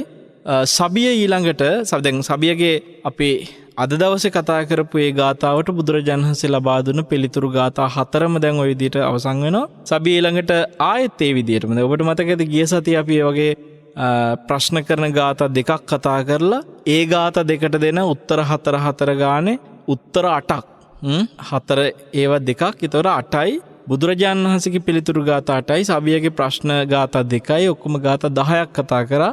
දැන් බලමු අද දවසේ පින්වත්නි බුදුරජාණන් වහන්සේගේ පිළිතුරු ගාථා 4යි, සබියගේ ප්‍රශ්න ගාථා 1යි, දැනට ඔක්කොම ගාථා 5ක් කතා කරා. ආයෙත් මේ විදියට අද දවසෙත් කතා කරන්න තියෙනවා සබිය අහන ඊළඟ ප්‍රශ්න 4 එක ගාථාවක් ඇතුලේ. කිං පත්තින මාහු වේදගුං අනුවිදිතං කේන කතංච විරියවාති ආජානියෝ කින්ති නාම හෝති පුට්ඨෝ මේ භගවා ව්‍යාකරෝහි. කුමන ගුණයට පැමිණි අයටද දහමේ පරතරට පත් කෙනා යයි කියන්නේ. මොනවගේ ගුණයකට ආපු කෙනෙකුටද වේදගූ කියලා කියන්නේ? ඒ කියන්නේ ධර්මයේ පරතරටම ආපු කෙනා කියන්නේ මොන ගුණයට ආපු කෙනාට? අනුවිදිතං කේන කතංච විරියවානි. එතනදී ප්‍රශ්න තියෙනවා මෙන්න මෙහෙම. කුමන කරුණින් යුතු කෙනාටද අවබෝධ කළ කෙනා කියලා කියන්නේ? කෙලෙසින්ද කෙනෙකු හට වීරියවන්තයා කියලා කියන්නේ. එතකොට අනුවිදිතං මේ අවබෝධ කරපු කෙනා කියන්නේ කුමන කාරණයකින් යුක්ත කෙනාටද? වීරියවත්. වීරියවන්තයා කියලා කියන්නේ කොයි වගේ කෙනෙක්ටද? ඒ වගේම අහනවා ආජානීයෝ කින්ති නාම හෝති. කෙලෙසින්ද කෙනෙකුට කියන්නේ ශ්‍රේෂ්ඨ මුනිතුමා. අජානීය කෙනෙක් කියලා කියන්නේ කොහොමද? ඉතින් කියන පුට්ටෝ මේ භගවා ව්‍යාකරෝහි. මහාන මේවටත් පිළිතුරු දෙන්න භගවතාණෙනි. මෙයාගේ මුල් ගාථාවල භගවතාණෙනි කියන මේ භගවා කියන වචනේ පාවිච්චි කරුන්නේ දැන් මේ අද දවසේ කතා කරන ගාථාවල භගවා කියන වචනේ විශේෂයෙන් කතා කරනවා. මොකද හේතුව මෙයා මේ වෙනකොටත් හඳුනාගෙන තියෙන්නේ බුදුරජාණන් වහන්සේ කියන්නේ භගවා. උන්වහන්සේ තමයි මේ ලෝකේ භාග්‍යවන්තයාණන් වහන්සේ කියලා. ඔන්න බුදුරජාණන් වහන්සේ දැන් පළවෙනි ගාථාවෙන් උත්තරේ දෙන්න සූදානම් පළවෙනි ප්‍රශ්නෙට. වේදානි විචෙය්‍ය කේවලානි සමනානං යානි ධත්ති බ්‍රාහ්මනානං සබ්බ වේදනාසු වීතරාගෝ සබ්බං වේද මතිච්ච වේදගෝසෝ. මෙහි සමන බමුණන්ගේ හැම මතවාද දැනගෙන නුවණ යොදවා විමසමින් දැන සියලු විඳින දෙය ඒ කෙරෙහි ඇල්ම බැහැරකොට සියල්ලම ඉක්ම ගිය කෙනාට කියන්නේ දහමේ පරතරට පත් කෙනායයි. මොකද්ද මේ කියන්නේ? සමනානං යානි ධත්ති බ්‍රාහ්මනානං ශ්‍රමණ බ්‍රාහ්මණ එම් නැත්තං මහාන බමුණු කියලා අපි කියනවා. ඒ කියන්නේ පින්වත්නි අපි පැහැදිලි කරලා දුන්න ඔබට මේ දෙගොල්ලම ගිහිගේ අතහැරපු අය මේ දෙගොල්ලම පැවිද්දෝ. ශ්‍රමණ බ්‍රාහ්මණ කියන්නේ මහාන බමුණන් කියලා කියන්නේ දෙගොල්ලම පැවිද්දෝ. වෙනස තමයි ශ්‍රමණයන් කෙස් රැවුල් කපලා ගිහිගේ අතහැරපු අනගාരിക වෙච්ච අය. බමුණෝ කියන්නේ බ්‍රාහ්මණයෝ කියන්නේ ඒත් ගිහිගේ අතහැරපු පැවිද්දෝ. නමුත් ඒගොල්ලෝ කෙස් රැවුල් වවන අය. ඔය තාපසයෝ කියලා අපි අදහස් කරන අය. දැන් ඇත්තටම තාපස කියන වචනේ ඉස්සරහට කතා කරන්න තියෙනවා. මේ ගාථා ටිකේ නැතුණාට ඉස්සරහදී අහනවා කවුද තාපසයා කියන්නේ කියලා. එතකොට මේ කාලේ බුදුරජාණන් වහන්සේගේ කාලේ හිටපු අය ශ්‍රමණයෝ බ්‍රාහ්මණයෝ ඒ අය ගැන කතිකා තියෙනවා. ඇත්තටම මොන වගේ අයද ඇත්තම ශ්‍රමණයෝ ඇත්තටම කවුද බ්‍රාහ්මණයෝ කියන දැන් අපි පහුගිය සතියේත් මේවා කතා කළා ශ්‍රමණයෝ කියන්නේ කවුද කියලා. දැන් අද මෙතනදී බුදුරජාණන් වහන්සේ පෙන්නන්නේ මෙන්න මේ කියන ශ්‍රමණ බමුණන්ගේ හැම මතවාදයක්ම නුවණ යොදලා විමසලා දැනගෙන සියලුම විඳින දෙය ඒ කෙරෙහි ඇල්ම බැහැරකොට සියල්ලම ඉක්ම ගිය කෙනාට කියන්නේ දහමේ පරතරට පත් කෙනා කියලා. ඇත්තටම නුවණ හොඳට යොදවලා ඔය මතවාදත් හොඳට දැනගෙන යම් විඳින දෙයක් තියෙනවා නම් ඒ සියලු විඳින දෙය සබ්බ වේදනාසු විතරාගෝ. සබ්බ වේදනාසු විතරාගෝ කියනකොට පින්වත්නි වේදනා විවිධ පරයායන්ගෙන් බුදුරජාණන් වහන්සේ දේශනා කරලා තියෙනවා. ඒ කියන්නේ විවිධ ප්‍රමාණ වලින් පෙන්නනවා. වේදනා 3 වේදනා 6 මේ වගේ වේදනා 18 වේදනා වර්ග පෙන්නලා තියෙනවා. ගොඩාක් සූත්‍ර තියෙනවා. විශේෂයෙන්ම සංයුත්ත නිකාය 4 වේදනා සංයුක්තය කියලා සංයුක්තයක් තියෙනවා. මේකේ ගොඩාක් වේදනා ගැනම විස්තර තියෙනවා. වේදනාව කියන්නේ මොකද්ද කියලා. වේදනාව කියනකොට විඳිනවා කියන එකයි. විඳිනවා කියන්නේ පින්වත්නි දුක විතරක් නෙමෙයි. දැන් අපි වේදනා කියන වචනේ ඇහෙනකොට දුක් වේදනා කියන එක තමයි ඔළුවට එන්නේ. නමුත් ඇත්තටම වේදනා කියන්නේ විඳිනවා. විඳින්නේ දුක විතරක් නෙමෙයි සැපත් විඳිනවා. එහෙනම් සැප විඳින එකට කියන්නේ සැප වේදනා. දුක් විඳින එකට කියන්නේ දුක් වේදනා. මේ දෙකම මධ්‍යස්ථ මට්ටමින් විඳින වේදනා තියෙනවා. මේකට කියනවා උපේක්ෂා වේදනා කියලා. ඒතකොට සැප දුක උපේක්ෂා මේ සියල්ල විඳින ඒ සියලු වේදනා වේදනා සියල්ලට සබ්බ වේදනාසු විතරාගෝ සියලු වේදනාවලට ඇති කරගන්නවා නොඇලීමක්. එතකොට තව විදියකින් කියන්න පුළුවන් චක්කු සම්පස්සජා වේදනා ඇහින් රූපයක් දැකලා ඇති වෙන වේදනාව. සෝත සම්පස්සජා වේදනා කනට ශබ්දයක් අහලා එන වේදනාව.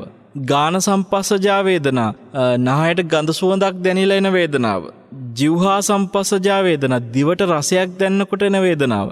කාය සම්පස්සජා වේදනා කායට පහසක් ඇති වුණාට පස්සේ එන වේදනාව. මනෝ සම්පස්සජා වේදනා මනසට අරමුණක් ආවට පස්සේ එන වේදනාව. මේ ඔක්කොටම කියත හැකි සබ්බ වේදනාසු සියලු වේදනා කියලා. ඒතර මේ සියලු වේදනා ගැන විතරාගෝ නොඇලෙනවා. අන්නේ සියලුම වේදනා ගැන ඇල්මක් නැති කරා නම් යම් කෙනෙක් එහෙම ඇල්ම නැති කරපු කෙනා සබ්බං වේද මතිච්ච වේදගූසෝ එහෙම කෙනාට තමයි ධර්මයේ පරතරට ගියපු කෙනා. එහෙම නැත්නම් වේදගූ කියලා කියන්න පුළුවන්. මේ වේදනා සියල්ල කෙරෙහි සියලු නොඇලීමෙන් නිදහස් වෙච්ච උත්තමයාට. ඇත්තටම මේ රහතන් වහන්සේලා බුදුවරු. ඕවට ඉතින් කොහෙද අන්‍යාගමික අර පකුද කච්චායන සංජය බෙල්ලට්ටි පුත්ත මේ ඒ හිටපු නිගණ්ඨනාත පුත්ත මක්කලි ගෝසාල කට්ටිය කොහෙ උත්තර දෙන්නද මේ චරිත ගැන? බුදු කෙනෙක් මිසක් කවුරු නම් මේ ප්‍රශ්න වලට උත්තර දෙන්නද?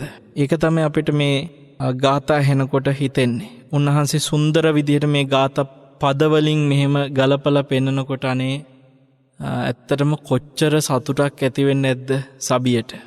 හොඳයි බලමු ඊළඟ පිළිතුරු ගාථාව. අනු විච්ච පපංච නාම රූපං අජ්ජත්තං බහිද්ධාච රෝග මූලං සබ්බරෝග මූල බන්ධනා පමුත්තෝ අනුවිදිතෝ තාදි පෞච්චතේ තතත්තා. ඇතුළත පිටත පවතින හැම කෙලෙස් ලෙඩට මුල්ලු.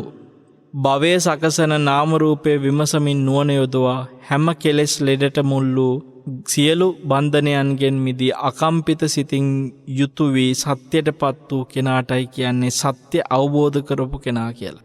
මේ අනුවිදිත සත්‍ය අවබෝධ කරපු. ඇත්තටම මේ සත්‍ය අවබෝධ කරපු කෙනෙක් වෙන්න නම් යා අජ්ජත්තං බහිද්ධාච රෝග මුල්ලං. ආධ්‍යාත්මික බාහිර කියන මේ සියලු රෝග මූලය. එතකොට භවය සකසන නාමරූපය විමසමින් නුවණ යොදවා. මෙතනදී නාමරූප විඤ්ඤාණ කියන විඤ්ඤාණපච්චය නාමරූප නාමරූපච්චය විඤ්ඤාණ.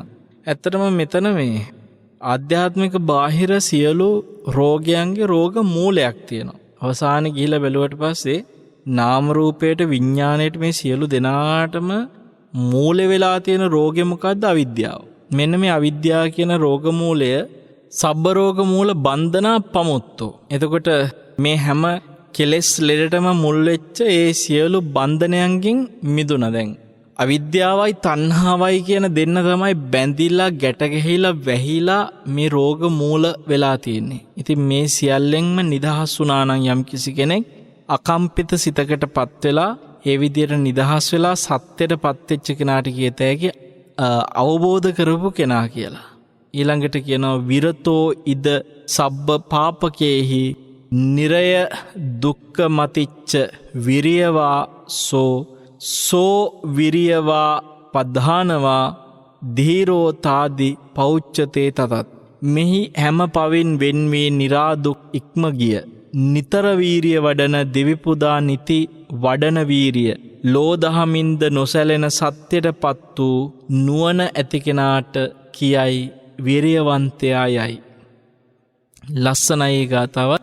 ඒ කියන්නේ හැම පවකින්ම නිරේ දුක් විඳින්න තියෙන සියලුම පව් වලින් ඉක්මවා ගියා නම් යම් කිසි කෙනෙක් ඒ වෙනුවෙන් නිතරම වීරිය වඩලා ජීවිතේ පුදලා ඒ වඩන වීරිය තුලින් ලෝදහමින් සැලෙන්නේ නැති වෙන්න සත්‍යයටපත් වුණා නම් නුවණ ඇති කෙනාට අන්නේ උත්තමයාට වීරියවන්තයා කියලා කියනවා.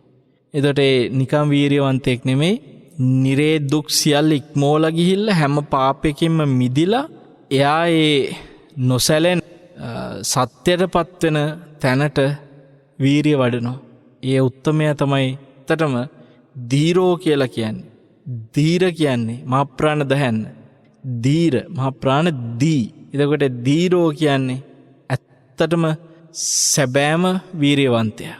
මේ රහතන් වහන්සේලාගේ ගුණ හරි ලස්සන සංඝ ගුණ ටිකක් මෙතන ඉතින් තියෙන්නේ. යස්සස්සු ලුතානි බන්ධනානි අජ්ජත්තං බහිද්ධාච සංඝ මූලං සබ්බ සංඝ මූල බන්ධනා පමුත්තෝ අජානීයෝ තාදී පෞච්චතේ තතත්තාති. අජානීය ස්කූටර් වචන තියෙනවනේ ගීතවලට ලියලා අජානීය කියන වචනේ පාවිච්චි කරනවා හැමදේටම. ඇත්තටම මේ අජානීය කියන්නේ ශ්‍රේෂ්ඨ කෙනෙක්. ශ්‍රේෂ්ඨ අයට පාවිච්චි කරන වචනයක්. අජානීය අස්වැය. අජානීය කියන වචනේ හැම විවිධ වර්ගීකරණයක් වෙනවා. ඒ පුද්ගලයෙකුට අජානීය කියන වචනේ යොදන්න පුළුවන් මොන වගේ තත්වයක් තියෙන කෙනෙක්ටද කියනක බුදුරජාණන් වහන්සේ පෙන්වනවා. ඇතුළත පිටත පවතින හැම කෙලෙසුන්ට මුල් වෙච්ච සියලු බන්ධන දැනගෙන ඒ සියල්ලේ මුල් සිඳ හැම දුකින් මිදී ගිය ලෝදහමින්ද නොසැලෙන සත්‍යයටපත් වෙච්ච කෙනාට කියනවා අජානීය කියලා. අර ඉස්සෙල්ල ගාථාවේ වචන වලට ටිකක් සමානයි. ඉස්සෙල්ල වීරියනේ කතා කරේ. දැන් මෙතෙන්දි කියනවා ආධ්‍යාත්මික බාහිර මේ හැම කෙලෙසුන්ටම මුල් වෙච්ච කියන්නේ ඇහින් රූප දකිනකොට ඒ ඇහැ කෙරෙහි ඇලෙන රූප කෙරෙහි ඇලෙන මේ කන කෙරෙහි ඇලෙන ශබ්ද කෙරෙහි ඇලෙන හැම දෙයකටම ඇලෙන සියලු බන්ධන තියෙනවා. මේවා මුල් හිඳලා දාලා හැම දුකකින්ම මිදිලා ගියපු ලෝදහමින් නොසැලෙන සත්‍යයටපත් වෙච්ච උත්තමයට තමයි අජානීය කියලා කියන්නේ. එතකොට ඒ රහතන් වහන්සේලාට පාවිච්චි කරන්න පුළුවන් වචනයක් අජානීය කියන වචනේ. ඉතින් මේ ගාථා ටිකෙන් බුදුරජාණන් සොය විදියට සබියගේ ඊළඟ ප්‍රශ්නට දාලා උත්තර ටික දෙනකොට සබිය එතනදිත් හිත පහදගෙන ඊළඟට අහනවා ආපහු සැරයක් යාගේ ඊළඟ ප්‍රශ්න 4. පින්වත්නි ඇත්තටම එයාගේ ජීවිතය අහගෙන එන අන්තිම ප්‍රශ්න ටික බුදුරජාණන් වහන්සේ මුණ ගැහිලා උන්වහන්සේගෙන් අහන අජානීය කියන ප්‍රශ්නේත් එක්ක ඊළඟට ඔන්න අන්තිම ගාථාව බලමු. ඒ කියන්නේ මේ ප්‍රශ්න අහන අර දෙවියා උගන්වපු ගාථාවල අන්තිම ගාථාව. කිං පත්තින මාහු සොත්තියං අරියං කේන කතංච චරණවාති පරිබ්බාජකෝ කින්ති නාම හෝති පුට්ටෝ මේ භගවා ව්‍යාකරෝහි. කුමන ගුණයට පත් කෙනාටද යහපතට පත්වෙච්ච කෙනා කියලා කියන්නේ. සොත්තියං ඊට පස්සේ අහන කුමන කරුණින් යුතු කෙනාටද උතුම් කෙනෙක් කියලා කියන ආර්ය කියලා කියන්නේ කොයි කෙනාටද? කතංච චරණවාති හැසිරෙන කෙනා ධර්මයේ හැසිරෙන කෙනා කියන්නේ කාටද? කොයි වගේ කෙනෙක්ටද? ඒ වගේම පරිබ්බාජකෝ මේ පරිබ්‍රාජකෙක් තාපසයෙක් කියලා කියන්නේ කාටද? කොයි වගේ කෙනෙකුටද? කියලා භගවා ස්වාමීනි ටෝමේ භගවා ව්‍යාකරෝහි භාග්‍යතුන් වහන්සේ මට මේ ටික තේරුම් කරලා දෙන්න. ඔන්න යාගේ අවසාන ප්‍රශ්න ටික බුදුරජාණන් වහන්සේ ටිකත් හරි සුන්දර විදියට විසඳනවා. සුත්වා සබ්බ ධම්මං අභිඤ්ඤාය ලෝකේ සාවජ්ජාන වජ්ජං යදත්ති කිංචි අභිභුං අකතං කතින් විමුත්තං අනීගහං සබ්බදීමාහු සොත්තියෝති. ලොවේ හැම දහම ගැන අසා නුවණින් දැනගෙන වරද නිවරද යන ඒ ගැනද නුවණින් දැන මැඩගෙන සියලු අකුසල් ඈතර වී හැම සැකයෙන් සදහටම නිදහස් වී දුක් රහිත බවට පත් වූ කෙනාට කියන්නේ යහපතට පත් කෙනා කියලා. ඇත්තටම සොත්තියෝ කියලා කියන දැන් ඔය සොත්ති කියන වචනේ සමහරලාට විහිළුවට අරන් කතා කරනවානේ. සොත්ති කියන වචනේ සමහර අයගේ නම් වලට විශේෂණ පදයක් විදිහට පාවිච්චි කරනවා. මේ සොත්ති කියලා කියන්නේ කාටද? තරම කෙනෙක්ට සොත්ති කියන එකේ වචනේ තේරුම ගත්තොත් යහපතටපත් වෙච්ච කෙනා.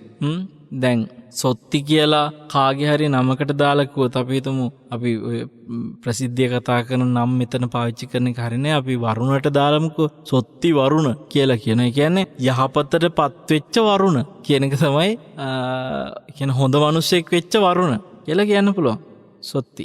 ඇත්තට මේ කාටද සොත්ති කියන්නේ බලමු. ඒ සොත්ති කියන කෙනාගේ ලක්ෂණ මොනවද කියලා බලමු. ලොවේ හැම දහම ගැන අසා නුවණින් දැනගෙන සුත්වා සබ්බ ධම්මං අභිඤ්ඤාය ලෝකේ. ඒ කියන්නේ සියලු ධර්මයන් ගැන හොඳින් අවබෝධයෙන් අහලා ඒ අභිඤ්ඤාය අවබෝධයකට පත් වෙනවා ලෝකේ. එතකොට මෙතෙන්දී සුත්වා මොනවද අහන්නේ? ලෝකයේ ගැන අහනවා. ඒ ලෝකේ ගැන අවබෝධ කරනවා. සියලු ධර්මයන් ගැන සියලු ධර්ම කියලා කියන්නත් පුළුවන් වෙන්නේ සියලු ලෝකයේ පිළිබඳව පින්වත්නි. අපි මෙතෙන්දි කතා කරපු පරයයන් වෙනස් වෙන්නේ නැතුවම කතා කරන ඇස කන නාසය දිවකය මනස ගැන අවබෝධයෙන්ම අහනවා. මේ ඇහැ කියන්නේ මොන ස්වභාවයෙන් යුක්තද? ඇහැට ගන්න හේතු මොකද්ද? ඇහි ආස්වාදය මොකද්ද? ඇහි ආදීනවය මොකද්ද?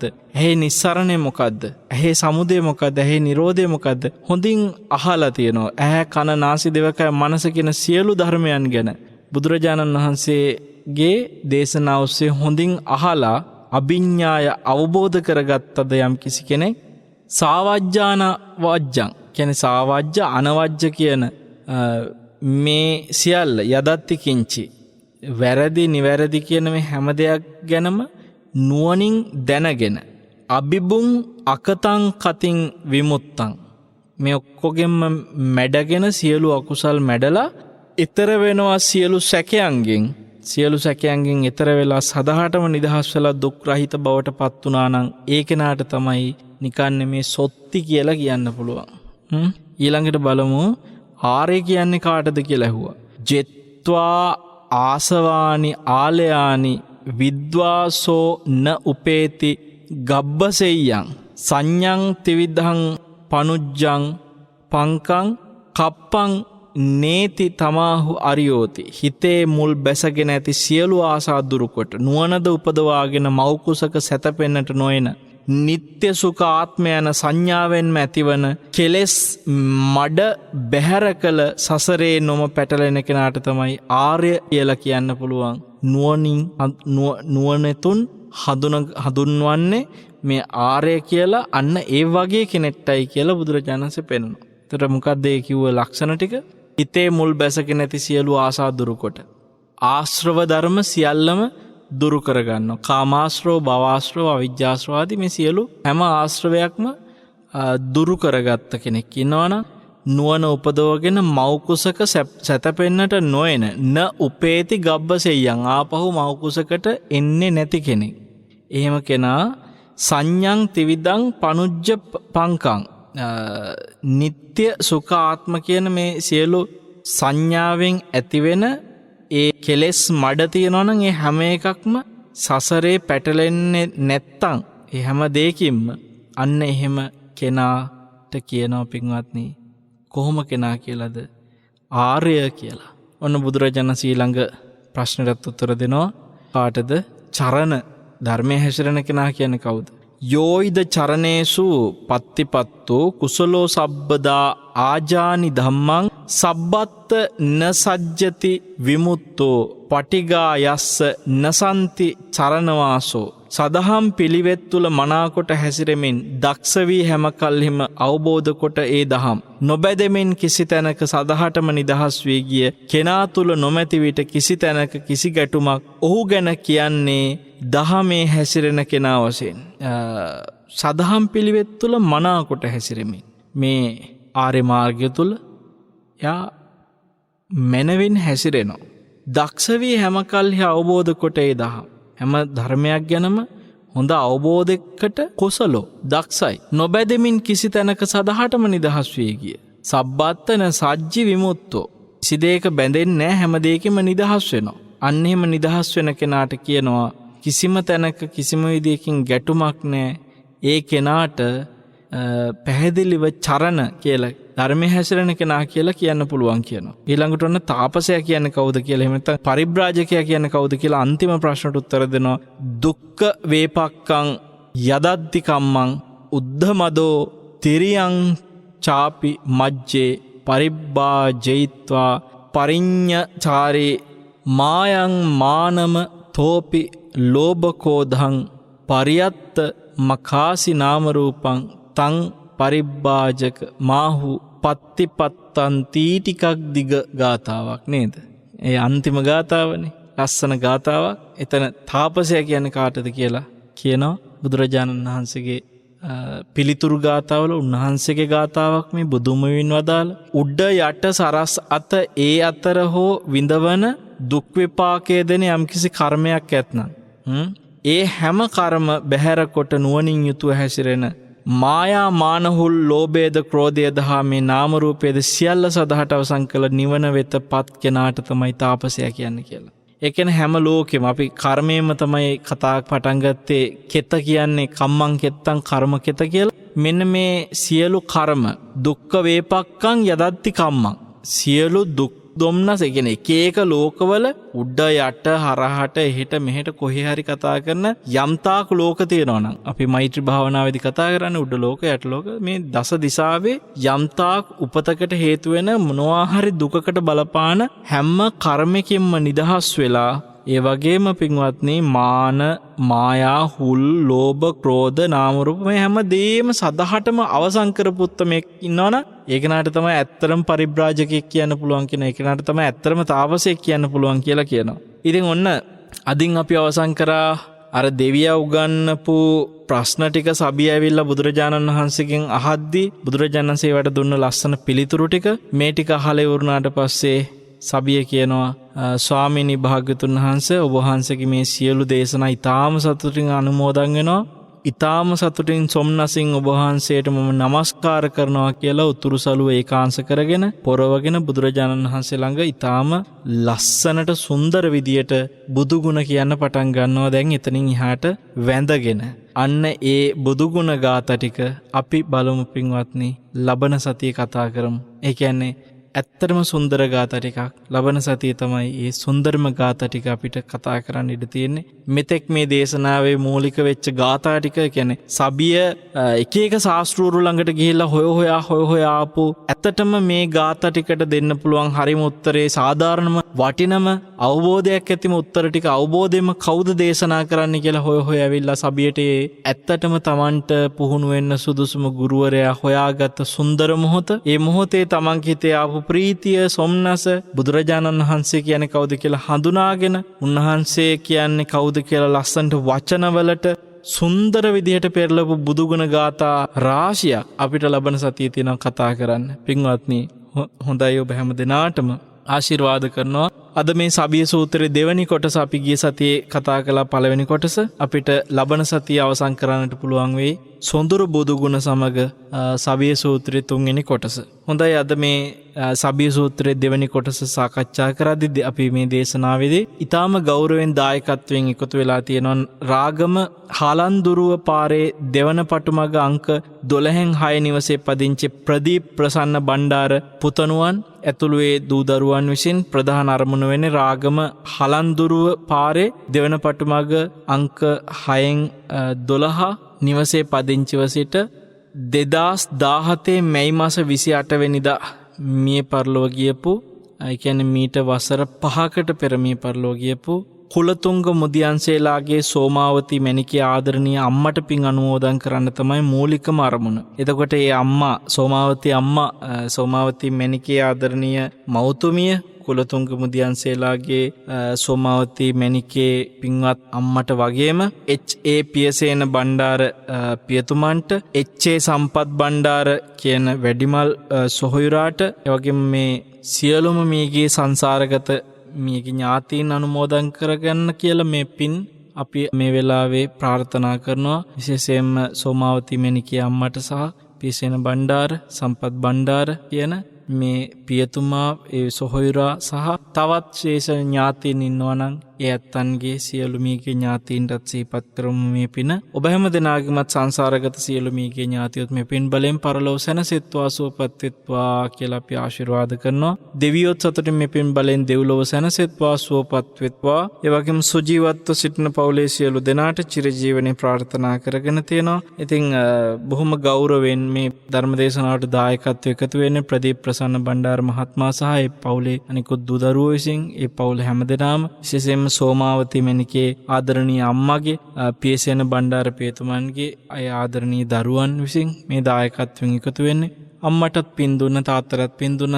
සොහොයුරා ඇතුළු මීගේ ඥාතීන්ටත් පින් දුන්න, දෙවියන්ට සියලු සසරගත මීගේ ඥාතීන්ට පින් දුන්නා වගේම අපි ආශිර්වාද කරන ප්‍රදීප් ප්‍රසන්න බණ්ඩාර ඒ මහත්මයාට සහ ඒ පවුලේ හැමදෙනාටමත් නෙත් ආයතනයේ පින්වත් අපේ සභාපතිතුමන්ට, ප්‍රධාන විධායක නිලධාරීතුමන්, ආගමික අංශයේ සියලු පින්තුන්ට සහ අපිට සිහි වෙන නොවන සියලුම නෙත් ශ්‍රාවක ශ්‍රාවිකාවන්ට මේ පින හේතු වේවා. ඔබට කායික සුවය, මානසික සුවය සැලසේවා. පරලොව සුගතියට උතුම් චතුරාර්ය සත්‍ය අවබෝධයටත් හැම පිනක්ම හේතු වෙත්වා. හැම දිනාටම සුවපත්ව සාන්තව සැනසෙන්නට සියලු පින් උපකාර වෙත්වා. සාදු සාදු සාදු.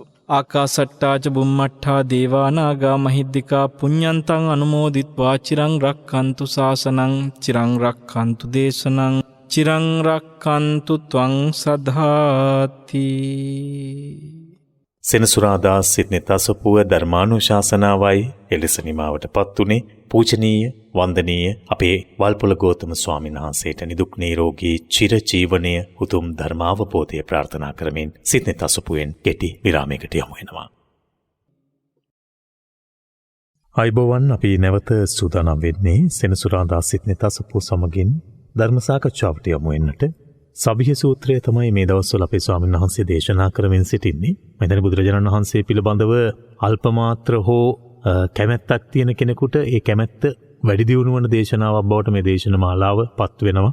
ඒක නොඅනුමානයි. විශේෂයෙන්ම අපි දන්නවා මේ කාලය තුළදී බුදුරජාණන් වහන්සේ පිළිබඳවත් අපි අර කොහෙත්ම හිතන්නේ නැති තැන් පිළිබඳ බුදුරජාණන් වහන්සේට සම්බන්ධ, එහෙම නැත්නම් ධර්මයට සම්බන්ධ, ශාසනයට සම්බන්ධ බොහෝ තැන් පිළිබඳ විවිධ විවේචන එල්ල වෙන යුගයක මම හිතන්නේ වෙනි යුගයක් පසු කරමින් බුදුරජාණන් වහන්සේ වෙතට ආපු පිරිසක් පිළිබඳවත් මෙහිදී සිහිපත් වෙනවා. ඉතින් මම හිතන්නේ හැම දෙයකදීම තමන්ට බුදුරජාණන් වහන්සේ පිළිබඳ ගෞරවයක් ඇති කරගන්නට හොඳ අවස්ථාවක් මේ. එකලත් මෙහෙම අය හිටියා, එකලත් බුදුරජාණන් වහන්සේ පිළිබඳව පැහැදුන අයත් හිටියා. ඒ අතර මේ වගේ පිරිස් තවදුරටත් පහදවන්නට බුදුරජාණන් වහන්සේ හේතු වුණායි කියන කාරණයත් එක්ක ඊතර ලොකු සැනසීමක් මේ වැඩසටහන ශ්‍රවණය කරන ඔබට ලැබේවි. අපි ධර්ම සාකච්ඡාව ආරම්භ කරමු බොහොමත්ම ගෞරවයෙන් නැවත වාරයක්. පූජනීය වන්දනීය අපේ වල්පොළ ගෞතම ස්වාමීන් වහන්සේව සෙනසුරාදා සිඩ්නි තසපුව ධර්ම සාකච්ඡාව වෙනුවෙන් පිළිගනු ලබනවා. අවසරයි අපේ හැමදෙරනේ. අපි දැන් ඇවිල්ලා ඉන්නේ පොසොන් මාසයට. පොසොන් මාසය කියන්නේ අපිට බුදුරජාණන් වහන්සේගේ ධර්මයේ ලැබුණු මාසය. ඉතින් මේ මාසය තුල හිතේ හැම කෙනාගේම ලොකු පිබිදීමක් තිබෙනවා. ඒ අතරත් අපි දකිනවා බුදුරජාණන් වහන්සේ පිළිබඳවත් කනින් කොනින් විවිධාකාරයේ දේවල් නැත්නම් බුදුරජාණන් වහන්සේ දේශනා කරපු ධර්මයේ නෙමෙයි දැන් ඇහෙන්නේ කියලා සමාජයේ යම් යම් මතත් ඉදිරිපත් වෙනවා. ඒ කියන්නේ උන්වහන්සේගේ බලාපොරොත්තු වුණේ මිනිසුන්ගේ සසර දුකෙන් එතර කිරීමේ මාර්ගය කියා දීම. ඒක මේ කියන ත්‍රිපිටකය තුල නෙමෙයි තියෙන්නේ. එහා බුදුරජාණන් වහන්සේ පරමාර්ථ ධර්මයේ විදිහට පෙන්නපු දේ අද හැඟවිලා ගිහිල්ලා නැති වෙලා ගිහිල්ලා එයට වඩා වෙනම වූ සංස්කෘතික රාමුවක් මේ බෞද්ධ ධර්මයේ තුලින් මතුවලා තිබෙනවායි කියලා චෝදනා එල්ල වෙන අවස්ථාත් අපි දකිනවා. මට හිතෙනවා මේ හොඳ අවස්ථාවක්. බුදුරජාණන් වහන්සේ දේශනා කරපු ධර්මයමද අදත් මේ පවතින්නේ සමාජය තුළ. අපි භුක්ති විඳින්නේ නැත්නම් අපි අපේ ජීවිතයට ලං කරගන්න උත්සාහ දරන්නේ, අවබෝධය කරා යන්න අපි උත්සාහ කරන්නේ ඒ ධර්මයමද. එදා පටන් පැවත භික්ෂු මහා සංඝරත්නය නැත්නම් සිව්වනක් පිරිසම අද මේ ඉන්න සමාජයේ නැත්නම් අපේ ලංකාවේ අපි ඉන්න කාලය තුළ මේ කාලය තුලත් එලෙසින්ම ක්‍රියාත්මක වෙනවාද කියන කාරණාවත් මට ඔබ වහන්සේගෙන් දැනගන්නට මේ හොඳ අවස්ථාවක් වේවි. අපි හැමදෙරෝනේ ඇත්තටම බුදුරජාණන් වහන්සේ මේ තුන් කාලයටම ගැලපෙන ධර්මයක් දේශනා කරලා ඒ ධර්මයේද අද අපි අහන්නේ. ඒ ධර්මයේමද ත්‍රිපිටක ධර්මයේමද එදත් තිබුණේ. මොකද මම මෙහෙම අහන්නේ ඇතමුන් කියනවා ඒ ධර්මයේ තිබුණා නම් අයි අපි නිවන් දකින්නේ නැත්තේ. ඒ ධර්මයේ තිබුණා නම් අයි සෝවාන් සකදාගාමි අනාගාමි මාර්ගඵල තත්වයකට පත්වන්නට මේ තරම් ප්‍රමාද වන්නේ. ඒ නිසා මේක නෙමෙයි සත්‍ය ධර්ම කියලා. ඇත්තනම ධර්මයේ සැඟවිලාද තිබෙන්නේ. ඔබ වහන්සේලා දේශනා කරන්න මේ බුද්ධ ධර්මයේමද බුදුරජාණන් වහන්සේගේ ශ්‍රී මුඛ දේශනාවමද? වරු දැන් අපි සබ්බේ සූත්‍රයේ ශ්‍රාවකයෙක් සහ බුදුරජාණන් වහන්සේලාගේ නිකලෙස් උතුමන්ගේ ස්වභාවය ගැන තේරුම් ගන්න තියෙන වටිනා සූත්‍රය. මේ සූත්‍රවල සමහර සූත්‍ර තියෙනවා විරිය ඉන්ද්‍රිය දියුණු කරන්න උපකාරී වෙනවා. සමහර සූත්‍ර තියෙනවා සතිය දියුණු කරන්න උපකාරී වෙනවා. සමහර සූත්‍ර තියෙනවා සමාධිය දියුණු කරගන්න උපකාරී වෙනවා. සමහර සූත්‍ර තියෙනවා ප්‍රඥාව දියුණු කරගන්න උපකාරී වෙනවා. විශේෂයෙන්ම පංච උපාදානස්කන්ධ ගැන, සලආයතන ගැන, ධාතු ගැන, පටිසම්පාද ගැන මේ වගේ ප්‍රඥාව දියුණු කරගන්න විශේෂයෙන්ම උපකාරී වෙන දේශන තියෙනවා. එතකොට මේ සූත්‍රවල කුමන ඉන්ද්‍රිය දියුණුණත් නිවන් මාර්ගම තමයි වැඩේ. එතකොට මෙතනදී අපිට සමහර වෙලාවට වර්තමානයේ අපි ඇතැම් අය බුදුරජාණන් වහන්සේ ගැන විවිධ අර්ථකථන, උන්වහන්සේගේ ධර්මය ගැන, උන්වහන්සේගේ ශ්‍රාවකයෝ ගැන විවිධ මත මහලාවට ධාතුන් වහන්සේලා වන්දනාවක් කරත් විවිධ විවේචන කරන පිරිස අද ඉන්නේ. හැබැයි ඇත්තටම මේ අය හැමදාම හිටියේ නැහැ. මෑත ඉතිහාසයේ සමහර කාල පරිච්ඡේද ගත්තොත් එහෙම සිංහලේ මහා ගත් කතූරු කියලා කතා කරන ඔය අපි පාසල්වල හරිම ප්‍රබල නම් විදියට කතා කරන ගෞරවයෙන් පිළිගන්න නම් නිසා මාධ්‍ය කියන්න බෑ. හැබැයි සිංහලේ මහා ගත් කතූරු කියලා නමින් කියනකොට ඔළුවට එනවා කවුද කියලා. බුද්ධ විවේචන තිබුණා. මේ වගේ විවේචන තිබුණා. ඔය නවකතා හැම ලියපු ලොකු නැහැ කෙනෙක්. ඒකට නමුත් ඔහු ලියපු සමහර බුදුරජාණන් වහන්සේ විවේචනය කරලා ලියපුවා. මේ ශාසනය තුළ බොහෝ දේවල් ලොකු කිය හැයින් කියලා කතා කරපු සමහර දේවල් බැලුවම වර්තමානෙත් ඉන්න ඔය ටිකක් වයස මොහුපුරා ගියපු සිංහල ටියුෂන් ගුරුවරයෝ ඉන්නවා. ආන් ඒ වගේ තමයි වරුණ ආම්දුරෝරු ලියපු සාහිත්‍ය ග්‍රන්ථ කියවලා දේව තමයි උගන්වන්නේ. ඒව උගන්වලා හම්බ කරලා තියෙන්නේ. බුදුනේ කියන්නේ වරුණ හරිනම් විවේචන කරලා ධර්මයේත් එක්ක තර්ක විතර්ක කරලා බුදුහාමුදුරුවෝ ගැන තර්ක විතර්ක කරන්න ඕනේ ජීව විද්‍යා ගුරු. අපිට බේනවා. ප්‍රබලම ජීව විද්‍යා ටියුෂන් ගුරුවරු ප්‍රබල නම් දෙකක් තියෙනවා. අපිට එතෙන්දි නම් කියන්න පුළුවන් ඒක ගුණයක් නිසා තිස්ස ජනනායක සර් ඊට පස්සේ මුතුකලස වගේ සර්ලා ඒ ගුරුවරු ජීව විද්‍යා ගුරුවරු නමුත් ඔවුන් අප්‍රමාණ බුදුරජාණන් ශ්‍රී ලොකු ගෞරවයකින් කටයුතු කරනවා. ඒ කියන්නේ බුදුදහමයි විද්‍යාවයි අතර තියෙන සම්බන්ධයට මූලාරම්භයක් බුදුරජාණන් වහන්සේගෙන් ලැබුණායි කියලා එතුමන්ලා පිළිගන්නවා. ඒගොල්ලෝ පිළිගන්නවා. නමුත් එයාලා හරිනම් තර්ක විතර්ක කර දැන් සාමාන්‍යයෙන් වරන මෙහෙමනේ. හරියට විද්‍යාව සහ ඒ අය බුදුරජාණන්සේගේ ධර්මයේ බාගෙට ඔහේ අල්ලගත්තා නම් හිතන්නේ ඕව මොනවද? මෙන්න අපේ සයන්ස් තමයි ඉතින් කියන තැනට එනවා. නමුත් ඔය තියෙන්නේ අපි පැහැදිලිව දන්නා පුද්ගලිකවම ජනනායකස ඒ වගේම මුතුගලස එහෙම මේ රටේ ගොඩක් කියන පින්න පොලස ඒ වගේ ගුරුවරු ඉන්නවා මේ රටේ ධර්මය ඉතාම සෙනෙහසින් හදාරපු සහ ඒ දරුවනුත් ශ්‍රද්ධාවෙන් හික්මීමට යොමු කරනවා. ඒ ධර්මයේ තුල තියෙන යම් දැක්මක් තියෙනවා. මේ දැක්ම හරියට තේරුම් ගත්ත ගුරුවරු. එතකොට ඒගොල්ලෝ තේරෙනවා මේ ධර්මයත් එක්ක මේ අපි උගන්වන විෂයත් යම් මට්ටමක ප්‍රාථමිකයි කියන එක. හරිද? ඒතන තේරුම් අරගෙන තමයි ඔවුන් මේ විදිහට කටයුතු කරන්නේ. නමුත් තරම හාමුදුරුවරු පොලියපු සාහිත්‍ය ග්‍රන්ථ උගන්වන ගුරුවරු සිංහල ගුරුවරු එදත් හිටිය අදත් ඉන්නවා මේ දැන්. ඒ කියන්නේ අර ඔබ වහන්සේ මේ සබ්‍ය සූත්‍රය දේශනා කරපු විවිධ ශාස්ත්‍රවරුන් හිටියා. ඒ ශාස්ත්‍රවරුන් ගාවට ගිහිල්ලා මේ ප්‍රශ්නාවලිය ඉදිරිපත් කළාම සමහර අය ගණන් ගත්තේ නැහැ, සමහර අය බැලුවේ නැහැ, සමහර අයට උමනාවක් නැහැ, සමහර අය දන්නේ නැහැ. ඉදාට සාපේක්ෂව ඇත්තම බැලුවා හරිනම් අඩුයිනේ. මොකද ආගම් වශයෙන්ම කීයක් දෘෂ්ටි මතවාද එදා තිබ්බද? ඒ නිසා මම කියන්නේ ශ්‍රාවකයන්ට කලබල වෙන්න ඕනේ වගේ ලෝකේ හැමදාම. ඒ අයට කරන්න පුළුවන් මහ ලොකු දෙයක් නෑ. දැන් ඔය හෙලේ මහා ගත්කතුරු මහ ලොකු දේවල් කරාද ශාසනය විනාශ වුණාද? අද ඒගොල්ලෝ හිටපු කාලෙට වැඩිය හොඳට චතුරාර්ය සත්‍ය ගැන සමාජේ කතා. ඒකේ ධර්මය ඉහළට එන්න පහළට යන එහෙම අවස්ථා තිබෙනවද සමාජ ක්‍රමය තුළ? ශ්‍රද්ධාවන්ත ශ්‍රාවකයා අවබෝධයක් ඇති ශ්‍රාවකයා ඒ ධර්මයට දීතු තැන දෙනවා. ගිහිවත් දෙනවා, පැවිදිවත්. එහෙමයි. එතකොට ඒ අය මේක රැකගෙන යනවා. ඒ අය රැකගෙන යනකොට කල්යාණ වැට පවත්වාගෙන තව කෙනෙකුට දෙනවා. ඒ දෙනකොට මේක අඛණ්ඩව බොහොම ගෞරවයෙන් පිළිවෙලකට යන යම් යම් කාල පරිච්ඡේදවල යම් යම් කඩාවැටීම් නොවුනා නෙමෙයි. හැබැයි මේකේ අපි දකින්න දේ කොච්චර කඩාවැටුණත් නැවතත් යම් පිරිසක් විසින් මේ අවබෝධයටපත් වෙන උතුම් ධර්මය ආරක්ෂා කරනවා. සමහරවිට ඒක මෙහෙම වෙන්න පුළුවන්. දැන් අපි හිතමු අපේ රටේ ඔය ගණින්හන්සලාගේ කාලේ වගේ එහෙම යුග ගන්නකොට අපේ රටේ ධර්මයේ යම් මට්ටමකට විනාශ වෙගෙන ගියා කියලා කිව්වට මේ ලෝකේ තවත් රටවල් වල හොඳට ධර්මයේ කතා කරන අවස්ථාවේ ඒ වෙනකොටත් තිබෙනවා. හැබැයි මොක වුණත් වරුණ දෙවියන් අතරේ ශ්‍රද්ධාවන්තව අවබෝධයක් ඇතුව ඉන්න දිව්‍ය පිරිස ඉන්නවනේ. ඒ අය අතරින් නැවත මනුස්ස ලෝකෙට එන්නේ නැද්ද?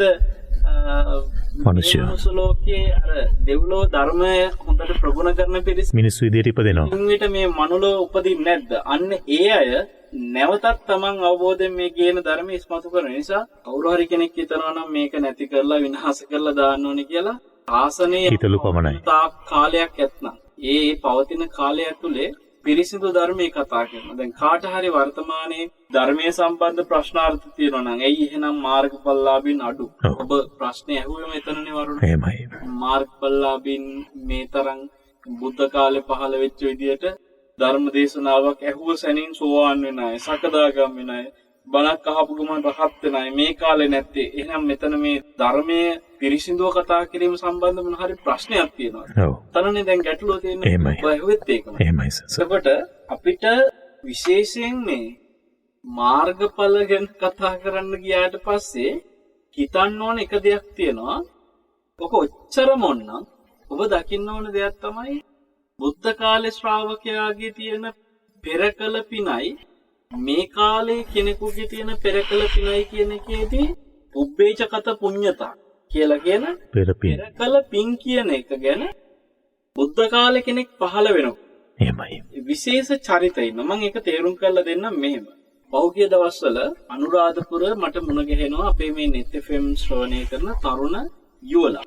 අම්පාර පැත්තේ මගේ ධර්ම දේශන ගොඩක් සංවිධානය කරපු තරුණ පුතෙක් නාවික හමුදාවේ සේවය කරනවා. ඔව්.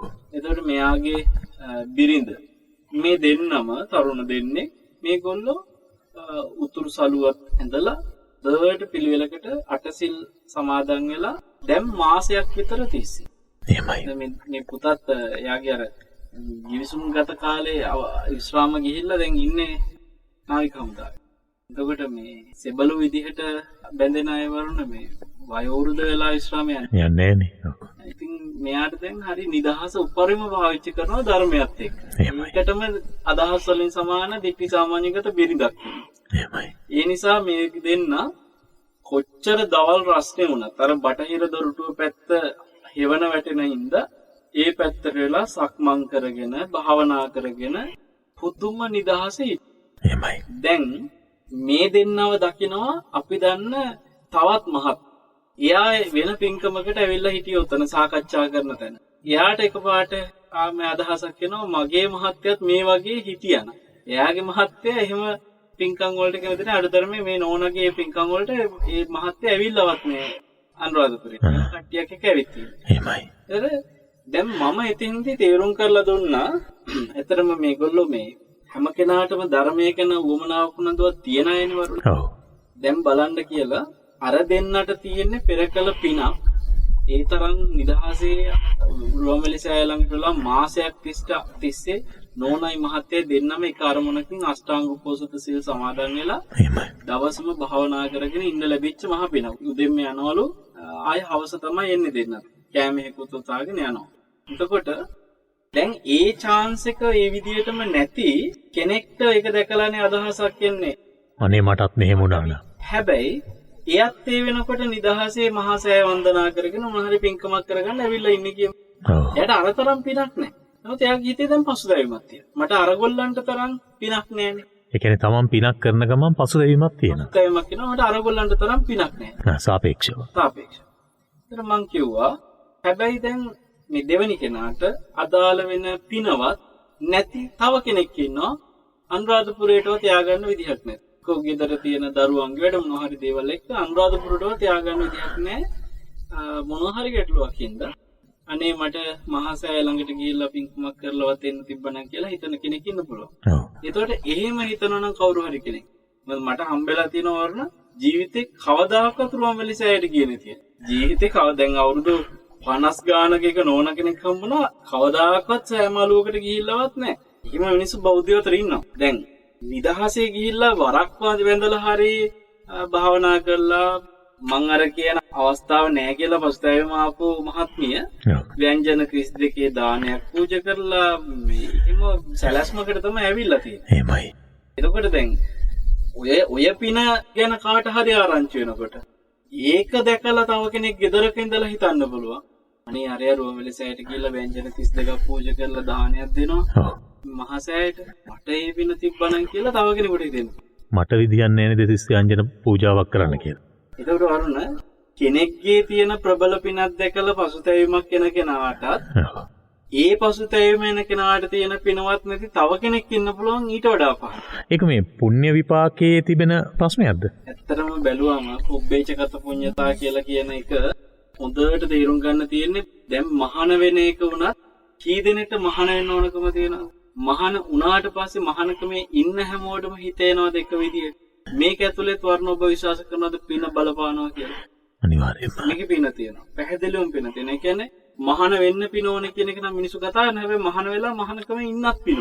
සමහර වෙලාවට තියෙනවා පින අවසන් වුණ ගමන් මහානකමේ ඉන්න හිත දෙන්නේ. සිවුරු ඇරලා යන්න හිත. එහෙම ඒ කියන්නේ පින අවසන් වෙලා. ඔව්. අර ඒක සන්නස නමකට හිම වෙලා උන්වහන්සේගේ ගුරු ස්වාමීන් වහන්සේ ගල්ලෙනක් ලෑස්ති කරලා දෙන්න කියලා ඒ සිවුරු ඇරලා යන්න හිතිච්ච ස්වාමීන් වහන්සේට එතකොට ගල්ලෙන හදලා ඔක්කොම කරේ දැන් සිවුරු අරින්න හිතාගෙන හිටපු මේ ගෝල හාමුදුරුවෝ. එහෙමයි. එතකොට ගල්ලෙන හදලා ඒ ටික කරලා ලොකු සන්නසට පූජා කරා උන්වහන්සේ රහතන් වහන්සේටම ලොකු සන්නසේ. එතකොට ඒ ගල්ලෙන පූජා කරාට පස්සේ ඔක්කොම හදලා කරලා ඒ ගල්ලෙන පූජා කරපු ආනිසංසවලට අර සිවුරු ඇරලා යන්න හිතාගෙන හිටිය හාමුදුරුවන්ගේ පින නැවත ප්‍රකෘතිය කියන්නේ කටිනිය වුණා. එහෙමයි. එයාට ආපහු සිවුරෙන්න හිතන. ඒ කියන්නේ ඒ රහතන් වහන්සේ දැක්ක මේ පින ඉවර වෙලා මේ පින තව දික් කරගන්න උදව් කරනවා. ඒක වර්ධනය කරනවා. එහෙමයි. එහෙනම් පේනවා ඊ ගෙදර වුණත් වරුණ ධර්ම දේශනාවක් අහලා හිත පහදින එකට උනත් අපි නොහිතුවට එක්තරා විදියක යම්කිසි කුසලයක් පිනක් එයාට තියෙන්න ඕන. පෙර පිනක් තියෙන්න ඕන. ඔය දැන් අපි දකින බුද්ධ කාලේ ප්‍රබල චරිතය විශාකල අනාථපිණ්ඩික සිටුතුමාලා.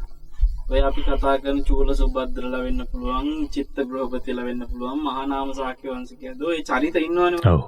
මේ හැමෝගෙම පෙර බුද්ධ ශාසනවල ඇසුරු කරපු බොහෝ පින් කරගෙන ආපු ගමනක් තියෙනවා. මේ මාර්ගඵල ලැබපු චරිත බොහෝ දිහා බැලුවට. දැන් අපිට ජාතක කතා පොත් වහන්සේ තුල එහෙම ඕන තරම් හම්බ වෙනවා. චරිත තියෙනවා. හරි. ඒවා විතරක් නෙමෙයි අටුවාවල උනත් බැලුවම චරිත බොහෝ මේ අතීතේ සසරේ ආව දෙවියන් අතර ඉන්න අතරේ ගෞතම බුදුරජාණන් වහන්සේ පහළ වෙච්ච කාලේ මෙන්න මේගොල්ලෝ ඇවිල්ලා සවැත් නුවර උපදිනවා. කෙලින්ම ඒ කාලෙම එම් කරලා ඇවිල්ලා උපදිනවා. මොකද්ද මේ කියන්නේ එතකොට? බුද්ධ කාලේ ඉපදිලා ධර්ම දේශනාවක් ඇහූ සැනින් ධර්ම අවබෝධය ලබන ශ්‍රාවකයාගේ තියෙන පින එහෙමයි. සම කරගෙන පටලගෙන හිතන්න යන්න ඕනේ. ඒ කාලේ ඒගොල්ලන්ට දේශනයක් ඇහිච්ච ගමන් මාර්ගඵල ලැබුවා අපිට බැරි මේ මොකද? එහෙනම් මේ අද ධර්මයේ මොකක් හරි ප්‍රශ්නයක්. මේ අපිට ඇහෙන එකේ මොකක් හරි ප්‍රශ්නයක් ගගා ඉන්න. දැන් අද මිනිස්සු අද ඇහෙන ධර්මයේ වැඩක් නැහැ. මේ ධර්මයේ බොරු විකෘති වෙච්චයක් වෙන්නේ නැති. අපි වෙන ධර්මයක් හොයන්න ඕනේ කියලා අලුතෙන් ඒවා නිර්මාණය කරා. තමන්ගේ හිතලුත් කියනවා සංකල්පනා කියනවා. ඒක නිර්මාණය කරලා දැන් මේ නිර්මාණය කරපුවත් ඇහෙනවනේ දැන්. ඒ වහිලා ඇහුසනින් මාර්ගඵල ලබලා වෙන්නේ නැති දැන්. හොඳේ? එහෙම හිතන් ඇති හැබැයි. දැන් අතනින්ම තේරුම් ගන්න. ඒ අය දෙවියන් අතර ඉඳලා හරියටම මේ ගෞතම බුදුරජාණන්සේ පහළ වෙච්ච කාලේ මනුලොව ඉපදිනවා. එහෙනම් මේගොල්ලෝ මේ එන්නේ ඒ පෙර ශාසනවල වඩපු පුරුද්දත් එක්ක හරියටම ඒ හේතු සකස් කරගෙන හිත පදම් කරගෙන සසරේ තෙන්ට වරුණ. එහෙමයි. එතකොට අද අපිට දැන් මේකෙන් ඔන කෙනෙක් වැරදියට ගන්න එපා.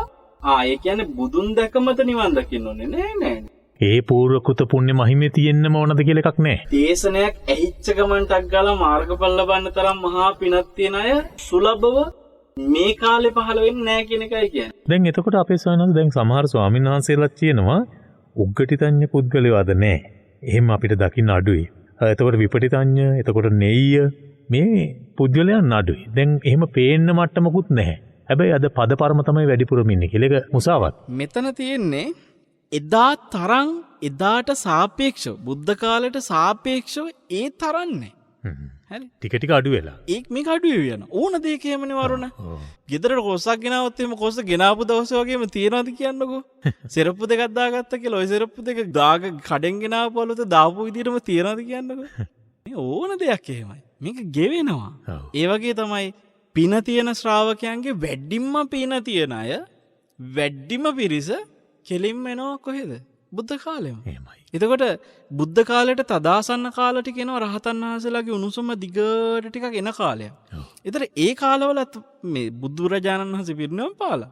හැබැයි අර කාලවලත් ශ්‍රාවකයෝ වෙනවා. දැන් අපි හිතමු මිහිඳු මහරහතන් වහන්සේ වැඩම කරලා උන්වහන්සේගේ ඒ තදාසන්න කාලෙ ගත්තොත් එහෙම බලන්නකො රහතන් වහන්සේලා කොපමණ පහළ වෙනවද? කියන්නේ හොඳ ප්‍රබෝධයක් ඇති වුණ කාලේ. මිහිඳු මහරහතන් වහන්සේ පහළ වෙන්නේ දේවානම්පියතිස්ස රජතුමායි කාලේ. ඒතර උන්වහන්සේගේ මුණුබුරාය කාලේ තමයි දුටුගැමුණු රජතුමායි කාලේ. එහෙමයි. වීපැදුරක් වේලා ගන්න බැරි කාලයක් කියනවා. ඒතර මේ රහතන් වහන්සේලාගේ යුග ගණනක් ওই විදියට අපි පසු කරගෙන ඇවිල්ලා තියෙනවා. එහෙමයි. හැබැයි වරුණ අපි මෑත ඉතිහාසයේ ගත කරපු කාලේ බැලුවොත් එහෙම රහතන් වහන්සේලා යුගයන්නේ ගණින්නාන්සේලාගේ යුගයක්. එහෙමයි. දැන් ගණින්නාන්සේලාගේ යුගයක් කාලේ මෙහෙමවත් චතුරාර්ය සත්‍ය හොන්නේ නැහැ. ජාතක කතා කර හිටියේ. එහෙමයි. දැන් වාසනාවකට ආර්ය සත්‍ය ආයෙ හෙන්න ගත්තා. දැන් මම එක දෙයක් දකිනවා. ජාතක කතා පමණක් කතා කර ඇවිල්ලා ආයි ගැඹුරු ධර්මයේ ආර්ය සත්‍ය කතා කරන්න ගත්තා. දැන් මට නිකන් ආයි පේනවා ආයි ජාතක කතා පොඩ්ඩක් කතා කරන්න ගන්නවා වගේ. එහෙමයි. හරි. දැන් පහුගිය දවසකත් ඔය මේ බොරු කිව්වොත් ගෙදර ගෑන් ළමයි උපදින කතාවක් ඒ හදාගත්තේ ජාතක කතාවක් සම්බන්ධ සිද්ධියක්නේ. එහෙමයි. හරිද? එතකොට ජාතක කතා කරලා හෙම්බත් වෙච්ච කාලයක් පසු කරගෙන ඇවිල්ලා තමයි. ඒ කියන්නේ ජාතක කතාව ප්‍රතික්ෂේප කරන්න වෙනවද? නෑ. මේක නෙමෙයි කියන්නේ. මම මේ කියන්නේ ආනි සූත්‍රයේ බුදුරජාණන් වහන්සේ පෙන්නනවා වරුණ මේ ශාසනයේ හරය තියෙන ගම්බීර සූත්‍ර දේශන තියෙනවා. කාලයෙන් අර දැන් අපි කිව්වා වගේ උණුසුම අඩුවේගෙන යනකොට මොකද වෙන්නේ ශාසනයේ ගැඹුරු ඕනම කෙනෙක් ගැඹුරු කාරණා කතා කරනකොට නිකන් සරල දෙයක් කතා කරද්දී ආසයිනේ වරුණ. ඔව්. දැනෙනවා. ඒ කියන්නේ හේත් මේකයි. ගැඹුරු එක තේරෙන කෙනාට ඒක රහයි. තේරෙන්නේ නැති කෙනා ගැඹුරු එක කතා නොකර සරල දෙයක් කතා කරන එකට කැමතියි. දැන් මම පහුගිය දවස්වල මේ දැක්කා අපේ සමාජ ජාල පිටුවට එක්තරා පණිවිඩයක් කියවලා තියෙනවා මහත්මියක්. ඔබ වහන්සේ ගැඹුරු දේශන විතරක්ම කතා කරා නම් මට කවදාකවත් ඔබ වහන්සේගේ ගැඹුරු දේශන අහුවෙන්නෙත් නැහැ කියලා. ඒ කියන්නේ මම සරල දේශනත් කතා කරනවානේ. එතකොට ඒ සරල දේශන අහන්න ප්‍රියකමට මගේ දේශන අහගෙන යන ගම මම ගැඹුරු දේශනත් අහුවෙලා. දැන් යා පංච උපාදානස්කන්ධය ගැන මේ ගොඩාක් ගැඹුරු කාරණා ඊටාම නිර්වුල්ව මේ පැහැදිලි කරගෙන තියෙනවා කියලා පණිඩයක් කියවලා තියෙනවා. හැබැයි සනහස ඔබ වහන්සේ ඔය ඒ දේශන විතරක්ම කරා නම් කවදාවත් මට ඒ දේශන ග්‍රහණය වෙන්නේ නැහැ කියලා. මටත් එවලා තිබෙනවා ඔබ වහන්සේගේ දේශනාවක් මුහුණු පොත හරහාම මේ සමීප මේ කෙනෙක් වැඩසටහන් ශ්‍රවණය කරන කෙනෙක් ගෞතම ස්වාමීන් වහන්සේගේ මේ දේශනාව අහලා බලන්න මේ උන්වහන්සේ පුදුම ගැඹුරු දේශනාවක් මේ දේශනාවේ තියෙන්නේ මේ එහෙම කියලා එවලා තියෙනවා. මං net ඇසුරේ උන්වහන්සේගේ සරල දේශනාව තමයි මුලින්ම අහන්න ගත්තේ. දැන් මං ගැඹුරු දේශනාව උන්වහන්සේගේ ශ්‍රවණය කරන්න මේ අවස්ථාවක් ලැබිලා තියෙනවා කියලා. මම හිතන්නේ ඒකම ඒ වගේ එකම අදහස් පහළ වෙන පිරිස් ඉන්නවා. දැන් විශ්වවිද්‍යාලයක පුතෙක් වෛද්‍ය පීඨේ මේ පුතා එකපාරක් මම පංච උපාදානස්කන්ධ ගැන කරන දේශනාවක් රේඩියෝ එකේ යන වෙලාවක රේඩියෝ එක වහලක් තියෙනවා දවසක්. එහෙමයි. මේ මොනවද මේ කියන්නේ කියලා කියන්නේ ඇහුම්කන් දෙන්නේ නැහැ. හරිද? ඇහෙනකොටම අප්‍රියයි. කසරේට වහනවා. ඊට පස්සේ මෙයා දවසක් මොකක් හරි නැගිටලා යන්න බැරි වැඩක් කරන තැනක ඒ වැඩේ කරන අතරේ හැරේ රේඩියෝ කියනවා අර මේක වහන්නවත් ඒක මොකක්වත් channel මාරු කරන්නවත් බැරිකමට ඒක දිගටම ඔහේ යනවා. මෙයා වැඩේ කරන අතරේ එතනින් නැගිට ගන්න බැරි මොකක් හරි දෙයක් කර ඉඳලා අර එයා බලෙන් අස්සවනවා වගේ වැඩක් වෙලා. මේ ඔහේ අනේක හින්දා නිකන් අහන් හිටියලු. පස්සේ පොඩි පොයින්ට්ස් ටිකකින් යාට නිකන් මේක හරි රහක් තේරෙන්න ගත්තලු. ඉතින් වෛද්‍ය පෙටේ ඉන්න ළමෙක්නේ. ඔව්. මේක ඇත්තටම ධර්මයේ හරි රසය තේරුණා නම් කවදාකවත් වරුණ ඒක කියන්නේ ජීවිතේ හොයාගෙන යන දෙයක්. මේ ලෝකය ගැන හොයනවා වගේ දෙයක් මේක. ලෝකේ ගැන හොයන්නේ. එතකොට මේ ළමයා ඊට පස්සේ එතනින් එහාට තමයි ධර්මයේ දිගටම දැන් එයා අන්තර්ජාලය ඔස්සේ හොයන්න අරන් තියෙන්නේ. දැන් අපේ දේශන විතරක් නෙමෙයි බොහෝ සයන්හන්සලාගේ දේශන ඇසුරෙන් එයා ගොඩාක් ගැඹුරු ධර්මඥානයක් මේ වෙනකොට හදාගෙන දේශන සංවිධානය කරනවා මේ වෙනකොට ඒ දරුවා. අපේ සයන්ස් මට දැන් ඔතන පොඩි කාරණාවක් තියෙනවා තව දැනගන්නට. දැන් එහෙම අය අපිටත් කතා කරලා සමහරලාට එහෙම හොඳ ಗುಣ කියන අවස්ථාවක් තිබෙනවා. ඔවුන් කියනවා එහෙම යම් තැනකදී යම් නිමිත්තක් හේතු කොටගෙන එහෙම අහන්නට පෙළඹුණා. ඒ ගැඹුරු ධර්මය ඇහුණා. ඊට පස්සේ අපි ඒක හොයාගෙන ගියා. එහෙම හොයාගෙන යනකොට තව ඇතුළත යනකොට පොත් ධර්ම පොත් ග්‍රන්ථ පරිශීලනය කරනකොට ස්වාමීන් වහන්සේලා ගැඹුරු ධර්මයේ කතා කරන ස්වාමීන් වහන්සේලා ඇසුරු නිසුරු කරනකොට උන්වහන්සේලාගෙන් අනුශාසනා ලබනකොට අර කලින් කියපු ධර්ම දේශනා වැඩක් නැහැ ඒකේ. ඒ කලින් කියපු සරල දේශනා මොකටද කියන්නේ කියලා එහෙම අදහසක් ආවා. ඇත්තටම එහෙම එන්න පුළුවන්ද? හොඳ ප්‍රශ්නයක් කරන. දැන් ඇත්තටම දැන් මං ඇත්තටම මේ කලින් කියපු කාරණා ටිකට හොඳ ගැළපීමක් මේ ප්‍රශ්නේ ඇත්තටම. ඒ කියන්නේ දැන් හිතන්න ගැඹුරු කරුණු කතා කරනකොට ඒක තේරෙනකොට ඒක ගැන අවබෝධ වෙනකොට හිතෙනවා ඇත්තටම අර මොනවද කතා කරේ කියලා හිතනවා. හරි? දැන් අද දවසේ අපි කතා කරේ බුදුගුණ සම්බන්ධ දේශනයක්. ඒ දේශන උනත් පටිසමුපාද ගැන එහෙම හොඳට ගැඹුරින් හොයන කෙනෙකුට නිකන් ඕන්නේ වගේ හිතෙන්න පුළුවන්. ඒක සරල වැඩිනේ කියලා හිතෙන්න පුළුවන්. සරලයි කියලා හිතෙන්න පුළුවන්. හැබැයි වරුණ තේරුම් ගන්න ඕන දෙයක් තියෙනවා. එක කාරණයක් තමයි අපි දැන් ඔතෙන්දිම කිව්වා මිනිස්සුම කියපුවා ගැඹුරු දේශන විතරක්ම කරා නම් සයන්හස මට මේ ගැඹුරු දේශනාවේ වටිනාකම තේරෙන්නේ නැති වෙන්න පුළුවන්. එයාලම කියනවා. හරි. එතකොට එතනම සාක්ෂි අර සරල දේශනත් ඇහෙනකොට ඒකට ප්‍රියභාවයේ හින්දා ගැඹුරු දේශනත් ඒ අතරේ අහුවෙනවා. ඒ ගැඹුරට එන්න සරල දේ උත්තේජනයක් වුණා. උත්තේජනයක් වෙලා තියෙනවා. එතකොට සරල දේශන කතා කිරීමෙන් අද අවබෝධයක් ගත්ත කෙනාට ඒක ඕනේ නැහැ කියලා හිතුණට තාමත් මේකට නාපු අය ඉන්නවනේ. ඒ අයට ඒ උත්තේජනේ වුමනයි. එහෙමයි. කියන්නේ හරියට කිව්වොත් තාම මේ මාර්ගෙට ඉපදිච්ච නැති අය උපද්දන්නේ. හරි මේක ඕනේ. ඒක එකක්.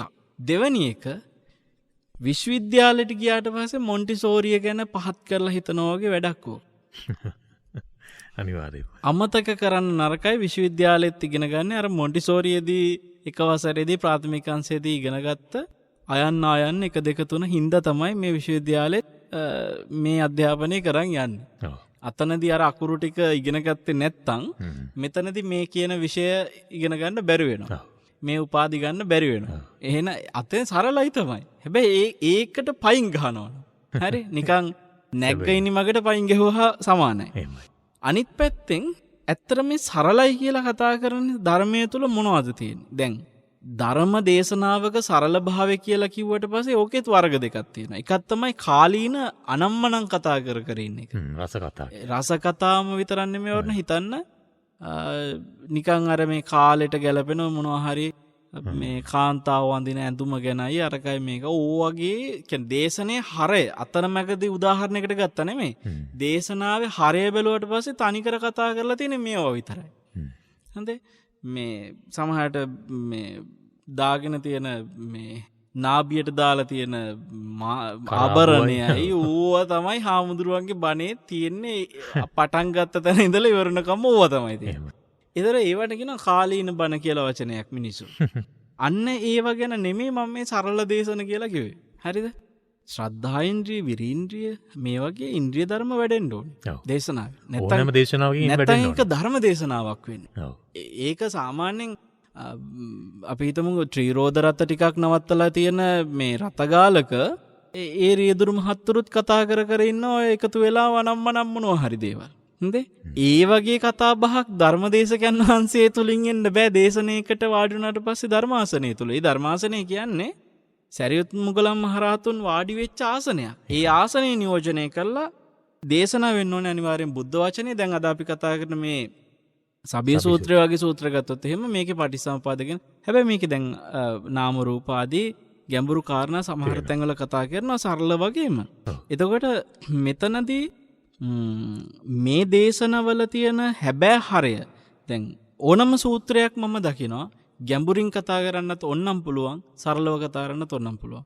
ඕනම ගැඹුරු දේශනයක් ඕන තරම් සරල කරගෙන කතා කරන්න පුළුවන් හරය විනාශ නොවේ. එතකොට මේකේ ගැඹුර සහ අර සරල කියන එක තීරණය කරන්නේ මූලික හරයට දැක්මට හානියක් නොකර ව්‍යවහාරයට ගැලපෙන විදිහට ඒක මේ අර දේශකයන් වහන්සේ වෙනස් කරලා කතා කිරීමක් විතරයි. ඒක දේශනා කෞශල්‍ය තමයි එතන බලපාලා තියෙන්නේ. අර මිරිසට හදනවා කිරට හදනවා එකම ව්‍යංජන. අන්න ඒ වගේ. හරි. දැන් මාළු හොද්දක් කිරටත් හදනවා මාළු මිරිසටත් හදනවා. බෙදලත් දෙනවා. ඇඹුල් තියලුත් දානවා එක එක විදිහට හදනවනේ. ඔන්න ඔය වගේ කතාව මම මේ කියන්නේ. ඉතින් ඒකෙන්ද අපි බුදුරජාණන් වහන්සේගේ බුදුගුණ කතා කළත් මතක තියාගන්න නිවන් මඟ වැඩෙනවා. ඒ බුදුගුණ කතා කරන තැන පවා නිවන් මඟ වැඩෙනවා. වැඩෙන්නේ කොහොමද කියලා ඒක ගැඹුරින් තේරුම් ගන්න ඕන නම් ගැඹුරින් කියලා දෙන්නත් පුළුවන් ඕක. කොහොමද බුදුගුණ වැඩෙන්නේ කියලා. බුදුගුණ ඔස්සේ කොහොමද ආර්ය මාර්ගය වැඩෙන්නේ කියලා. ඒ නිසා මෙතනදී අපි සමහර ලාවට වර්තමානයේ කතා කරන මේ ධර්මය බුද්ධ කාලේ ධර්මයට වඩා මොකක් හරි දුර්වල වීමක් හින්දා අපිට මාර්ගඵල ලැබෙන එකේ දුර්වලකමක් තියනවද කියලා හිතනවා නම් මට දෙන්න තියෙන පළවෙනි උත්තරේ තමයි වරුණ බුද්ධ කාලේ ශ්‍රාවකයාගේ තින පිනයි වර්තමානයේ ශ්‍රාවකයාගේ පිනයි අතරේ වෙනසක් තියෙනවා. හරිද? ඒ වෙනස අතරේ මහා පිං ඇති අයත් මේ යුගයේ වුණත් පහළ වෙනවා. හැබැයි මේ යුගයේ මාර්ගඵල ලබන්න බෑ කියන එකක් කවුරු හරි කෙනෙක් කියනවනම් ඒ මතේ අපි ප්‍රතික්ෂේප කරනවා. අදටත් මාර්ගඵල ලැබෙ හැකි ධර්මාවබෝධය ලැබිය හැකි අදත් හොඳින් මාර්ගය වැඩෙනවා. එතකොට වර්තමාන වෙලා තියෙන එදා ඒ ශ්‍රාවකයන්ගේ තීච්ච ප්‍රඥාව ඒ වීරිය වර්තමානයේ අපිට දකින්න නැහැ. මේවා හීන වෙලා ගිහිල්ලා. එදා තීච්ච අප්‍රමාදී බව මේ ශ්‍රාවකයන්ගේ මේ වෙනකොට දකින්න තියෙන බොහොම හීන වෙලා. දැන් පැවිද්දා ගත්තා. පැවිදි ජීවිතය තුළ වර්ණ බුද්ධ කාලේ ශ්‍රාවකයන්ගේ තිබ්බ වීරියත් එක්ක මං හිතන්නේ අද වර්තමානයේ භික්ෂුන් වහන්සේලාගේ තියෙන වීරිය එදයි අද අතරේ සමානකමක්. ඒ වුණාට මේ තරුණ පිරිස් අපේ ස්වාමීන් වහන්සේ දැන් දකින්නනේ තරුණ පිරිමි දරුවෝ වෙන්නත් පුළුවන් ගැහැණු දරුවෝ වෙන්නත් පුළුවන්. උන්ගේ ලොකු වමනාවක් තියෙනවා වගේත් පේනවා මේ ශාසනයට එන්න. ඒ තමයි පින තියෙන අය. වරුණේ දැන් මේ පින තියෙන අය හැම කාලෙකම ඉන්නවා. එහෙමයි. ඒතර මේ කෝටි 600 කෝටි 700න් කෝටි 2-3ක් එනව නෙමෙයිනේ. බලන්න කීයෙන් කී දෙනාද කියලා ඉතාම සල්පයක් නේ වරුණ. දැන් ඒ එන්න කැමති අයට අපේ හාමුදුරන්. එහෙම කැමති මම ශාසනයට එකතු වෙන්නට ඕන. ඒක ඇතැම් වෙලාවට දීර්ඝකාලීන ජීවිත කාලය තුලම පැවිද්දට වෙන්න පුළුවන්. එහෙම නැත්නම් කෙටි කාලයකට හරි වෙන්න පුළුවන්. එහෙම එන්න පුළුවන්. එහෙම දැන් යම් කෙනෙකුට මට හැමදේම පැවිද්දේ රැඳී සිටින්නට බෑ. හැබැයි මම ටික කාලයකට හෝ මේ තුල ඇවිල්ලා මේ රසය විඳින්නට ඕනෑය කියලා අර වහන්සේගේ සරල ශ්‍රද්ධාව ඇති කරන තැනින් ඇවිල්ලා ගැඹුරට එන්න පුළුවන් අවස්ථාවක් බවට පත් වෙනවාද? මෙහෙමයි වරුණ. මේ භූමිකානේ ගිහි භූමිකාව, පැවිදි භූමිකාව, එක භූමිකා. නිවන් මඟ තුල භූමිකා. වරුණ ලස්සන උපමාවක් තියෙනවා බුදුරජාණන් වහන්සේගේ එක සූත්‍රයක. කෙතට උපමා කරලා. කුඹුරු හැම කුඹුරෙම පස එක වගේද? ඕනම කුඹුරක එකම විදිහේ පසක්ද තියෙන්නේ? නැහැ. සමහර කුඹුරක පස සරුසාරයි. හරි සරුසාරයි. තවත් සමහර කුඹුරු තියෙනවා හරි නිසරුයි. හරිද? තවත් සමහර කුඹුරු තියෙනවා මධ්‍යම මට්ටමේ. සරුභාවයේ නිසරුභාවයේ මධ්‍යම ගානට තියෙනවා. දැන් මේ කුඹුරු තුන උපමා කරලා බුදුරජාණන් වහන්සේ පෙන්වන උපමාවක්. මේ ශාසනයේ පැවිදි වෙච්ච ගිහි පැවිදි උදවි ඉන්නවනේ. ඒ කියන්නේ ගිහි පැවිදි ගිහි ගෙදරින් ඇවිල්ලා පැවිදි භාවයට පත් වෙන අයගේ ඔය ගිහි පැවිදි කියන සියලු උදවියකින් පැවිද්දෝ බික්කු සහ බික්කුණී කියලා ඉන්න මේ දෙපිරිසම භික්ෂු භික්ෂුණී සරුසාර කුඹුර වගේ කියනවරුන. එහෙමයි. එතකොට ශාසනය තුල ධර්මයේ හැසිරෙන ගිහි ඇත්තෝ උපාසක උපාසිකා ධර්මයේ හැසිරෙන අය මධ්‍යම මට්ටමේ කුඹුරු වගේ කියනවා. අපි ආයෙ කතා කරොත් බුදුරජාණන් වහන්සේගේ ධර්මය තුල මේ හිත වඩන ගිහි ජීවිතය අතහැර භික්ෂු භික්ෂුණී සරුසාර කුඹුරු ටික වගේ. හොඳ කුඹුරු ටික. ඒ තමයි සරුම කුඹුරු ටික. මධ්‍යම කුඹුරු වගේ තමයි කිව්වා ගිහි ගෙදර ධර්මයේ හැසිරෙන අය උපාසක උපාසිකාව. නිසරු කුඹුරු ටික වගේ තමයි කිව්වා ධර්මයෙන් තොර වෙච්ච විවිධ දෘෂ්ටි පුරෝගත්ත බුදුරජාණන් වහන්සේගේ දේශනාවකට ඇහුම්කන් දෙන්න හදන අන්‍යාගමිකයෝ. දේවදත්ත ස්වාමීන් වහන්සේ වගේ කොතනද වැටෙන්නේ? දැන් මෙතන බුදුරජාණන් වහන්සේ පෙන්වන්නේ වරුණ උන්වහන්සේගේ දේශනේ පිළිගන්න අය. හරි මේ තුන්ගොල්ලම ධර්මය පිළිගන්න. ධර්මයේ කැමති. ධර්මය අහන්න එනවා. ධර්මයේ සරලවකවත් ඇහුම්කන් දෙනවා. දැන් කෙනෙකුට ඇහුම්කන් දෙන්නේ නැති අය ඉන්නවනේ. දැන් දේවදත්ත ඇහුම්කන් දෙන්නේ නැති කොටට වැටුණා. හරි. ඒතර මේ උපමා කරේ ඇහුම්කන් දෙන්නෝ තුන්ගොල්ලා. බික්කු බික්කුණීන් ඇහුම්කන් දෙනකොට බුදුරජාණන් වහන්සේ ඒ අයට ධර්මයේ දෙන්නේ හරියට සරුසාර කුඹුරේ බලාපොරොත්තු ගොඩක් තියන් වගා කරනවා වගේ කියනවා. ගොවියා සරුම කුඹුරේ වගා කරන්නේ වරුණ ලොකු බලාපොරොත්තු ටිකක් තියාගෙන. බුදුරජාණන් වහන්සේ භික්ෂු භික්ෂුණීන්ට බණ කියන්නේ හරියට සරු කුඹුරේ වපුරනවා වගේ කියලා හිතන් කියනවා. මොකද ඒ අය ගිහි ගෙදර අතහැරලා නිසා වරුණ ඒ අය පූර්ණ කාලීන මේකට කැප වෙච්චයි. ධර්ම මාර්ගයට. මධ්‍යම මට්ටමේ කතාව බික්කු බික්කුණී ඇර උපාසක උපාසිකායට බුදුරජාණන් වහන්සේ ධර්මයේ කියන්නේ හරියට මධ්‍යම මට්ටමේ ඒ කියන්නේ මදසරු කුඹුරක වපුරනවා වගේ කියලා හිතාගෙන කියනවා. මොකද ඒ අය හේතුව තමයි පූර්ණ කාලීන කැප වෙලා නැහැ මේ මාර්ගය වෙනුවෙන්. අර්ධ කාලීනයි. මොකද ගිහි ගෙදර වැඩත් කරනවා ඒක මේවත් අර්ධ කාලීනයි. අර අන්‍යාගමික පිරිස ගැන කිව්වා ඒගොල්ලොත් ධර්මය අහන්න ඇහුම්කන් දෙනවා නම් කොතනදී හරි එයාලා හැබැයි අර මත දෘෂ්ටි පුරවගෙන ඉන්නේ නිසරු කුඹුරක වගා කරන ගොවියෙක් අඩු ධර්මයේ හරකුන්ට හරි කන්න දෙන්න පුළුවන් නේ කියලා හිතාගෙන හරි වගා කරනවායි කියලා කිව්වා ලොකු බලාපොරොත්තු නැහැ. එහෙමයි. අර ධර්මයේ හරකුන්ට හරි දෙනවා කියලා. අන්න ඒ වගේ නිසරු කුඹුරේ වගා කරලා දානවා වගේ තමයි කියනවා මං අන්‍යාගමික කෙනෙක් මේ ධර්මය අහනකොට ඒ කියන්නේ අන්‍යාගමික මතය දරාගෙන මේ ධර්මයත් අහගෙන ඉන්නවා. ඔය කියන්නේ මම භික්ෂුන් වහන්සේලාගෙන් බලාපොරොත්තු වෙන තරම් දෙයක් බලාපොරොත්තු වෙන්නේ නැහැ. ඔන්නම් මොකක් හරි වෙයි. හරි? එක්ක මේ ජීවිතේ නැත්නම් ඊළඟ ජීවිතයකට හරි මෙයාට මොකක් හරි මේක පිහිටක් වෙයි. කියලා ලොකු බලාපොරොත්තු නැහැ. ඒතර දැන් ඔය කතාවෙන් හොඳට තේරෙනවා වරුණ භික්ෂු භික්ෂුණී කියන භූමිකාව හදලම තියෙන්නේ බැලුවට පස්සේ මොකටද හදලා තියෙන්නේ? ගිහි ගෙදර කණ්ඩ හොයන්ඩයි රස්සාවල් කරන්න ළමයි හදලා මානව වර්ගයේ පැවැත්ම මේ තහවුරු කරන්න ඒ ළමයින්ට ඉස්කෝලවලට දාලා ආදී යුතුයකම් වගකීම් කරලා උස්මහත් කරන්න දහසක් කප්පරක් වැඩ ටිකක් අතරේ මේ නිවන් මඟ වෙනුවෙන් පූර්ණ කාලීන කැප වෙන්න බැරි නිසා තමයි බුදුරජාණන් වහන්සේ භික්ෂූත්වය කියලා භූමිකාවක් හදලා තියෙන්නේ. පැවිද්ද කියලා භූමිකාවක් තියෙන්නේ. වෙන දෙයකට නෙමෙයි. ඒ කියන්නේ මගේ ශාසනයේ මෙහෙම ටීම් එකකුත් ඉන්න ඕනි කියලා නිකන් එහෙම එකකට නෙමෙයි. අර පූර්ණ කාලීන කැප වෙන්න ඕනකමට හදපු භූමිකාව. ඒ කියන්නේ ලෞකික පැත්ත අත්හැරලා කෙලිම ලෝකෝත්තර පැත්තටම එන්න. හරියටම හරිය අගාරික කටයුතු පැත්තක දාලා අනගාරික කටයුතු වෙනුවෙන් පූර්ණ කාලීන කැප වෙන්න හදපු භූමිකාව. ඒතර ගිහි ගෙදර කියන්නේ අගාරික. ඒතර දැන් වර්තමානයේ ඔන්න කෙනෙක්ට ඕනකමක් වෙනවා. අපි තුන් වරුණට ඕනකමක් වෙනවා. වරුණ පැහැදිලිව නිවන පිණිස තද වමනාවකින් භාවනා කරන්න වරුණට ලොකු අවශ්‍යතාවයක් තියෙනවා. හැබැයි වරුණට පූර්ණ කාලීන කැප වෙන්න බැරි ප්‍රශ්නයක් තියෙනවා. එතකොට වරුණට අර්ධකාලීන කැප වෙනවා කියන එකෙන් අදහස් කරේ මේ අඹුදරුම් මේ පෝෂණ කිරීම ආදී වැඩ කටයුතු ටික අතරෙම යනවට වඩා වරුණට ඔන්න උවමනාවක් වෙනවා මේ මම මාසයක් මාස දෙකක් මාස 3ක් ටික කාලයකට මේවෙන් ඈත් වෙනවා. යම් විරාමයක් ලෞකික පැත්තට ටිකක් දෙනවා.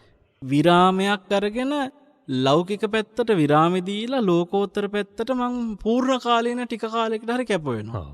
ඉතින් දෙයනේ ටික කාලයකට හරි කැප වෙනවා කියලා හිතක් එනවා නම් කෙනෙකුට ඒක කොච්චර යාගේ ජීවිතේට නෙවෙයි සංසාරෙටම කොච්චර අනුග්‍රහයක්ද. දැන් බැරි කෙනාට ඒ චේතනාවම කුසලයක්. ඕ දැන් අපි හිටියොත් එහෙම කෙටි කාල කතා බෑ. එනවනම් පූර්ණ විතරයි. නැත්තම් එන්න එපා. අනේ අර මනුස්සයට ලැබෙන්න තියෙන පොඩි ඉඩක් නැති කරන එකනේ. දැන් සමහරලාවට ඉන්නවා ඒ ආච්චි හරිද? අපි දැන් මේ සවිරාමික පැවිද්ද කියන අදහසින් මේ කැමැති කාල පරිච්ඡේදයකට Tamanට පුළුවන් කැමැති කාල පරිච්ඡේදය අපිත් එක්ක කතා කරලා බාරකාරයන් එක්ක කතා කරලා බවුන් පැලැස්ස අපි නේවාසිකව පුහුණු වෙන්න හදලා තියෙන තැනක් සියලුම අඩි 100ක් දිග සක්මන් මළු පරයන්කාසනෙම හැමදේම එක්ක ලස්සන වැඩසටහනක් තමන්ගේ ජීවිතයේ සංසාරේ තමන් අත්දකින නිවන් මඟට පූර්ණ කාලින තමන්ගේ කැපකිරීම කරගන්න අවස්ථාවක් හැදෙන තැන. එතකොට මෙතනදි වරුණ දැන් අපි ඔය ගිය සතියේත් කතා කරපු මේ වැඩසටහනේදී අපේ තියෙන්නේ මේ මාස 2යි මාස 3යි කතා නෙමෙයි තමන්ට අපිට කියන්න බෑනේ එක එක්කෙනාගේ කාල පරිච්ඡේදය ගැන. තමන් තමයි තීරකයා. තමන් තීරකයා. හැබැයි තමන්ගේ බාරකාරයන්ගේ බාරේ තමන් තීරණය කරනවා මට මෙන්න මෙච්චර මාස ගානක් මෙච්චර අවුරුදු ගානක් මම දිගටම ඉන්න කැමතියි. ඒක තමන්ගේ තීරණය. ඒකේ අවමයක් තියෙනවා. අවම කාලයක්. අපි දැනට අවම මාස 3 කියන තීරණේ ඉන්නවා. හැබැයි මොනවා හරි හදිසි හේතුවක් මත කවුරු හරි කෙනෙකුට තියෙනවා නම් මට මාසෙක මෙන්න මේ හේතුව හින්දා සාධාරණ හේතුවක් මත මට මාසෙක කාලයකට තමයි මේ අවස්ථාවට එන්න සහභාගී වෙන්න පුළුවන් කියලා අපි සලකලා බලනවා. හැබැයි දැනට මේ වෙනකොටත් 100 ගාණක් අයිති පත්‍ර ලැබිලා තියෙනවා.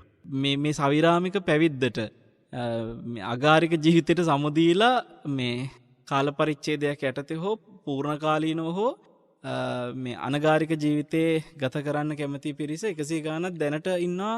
අපිට 20යි තෝරගන්නේ.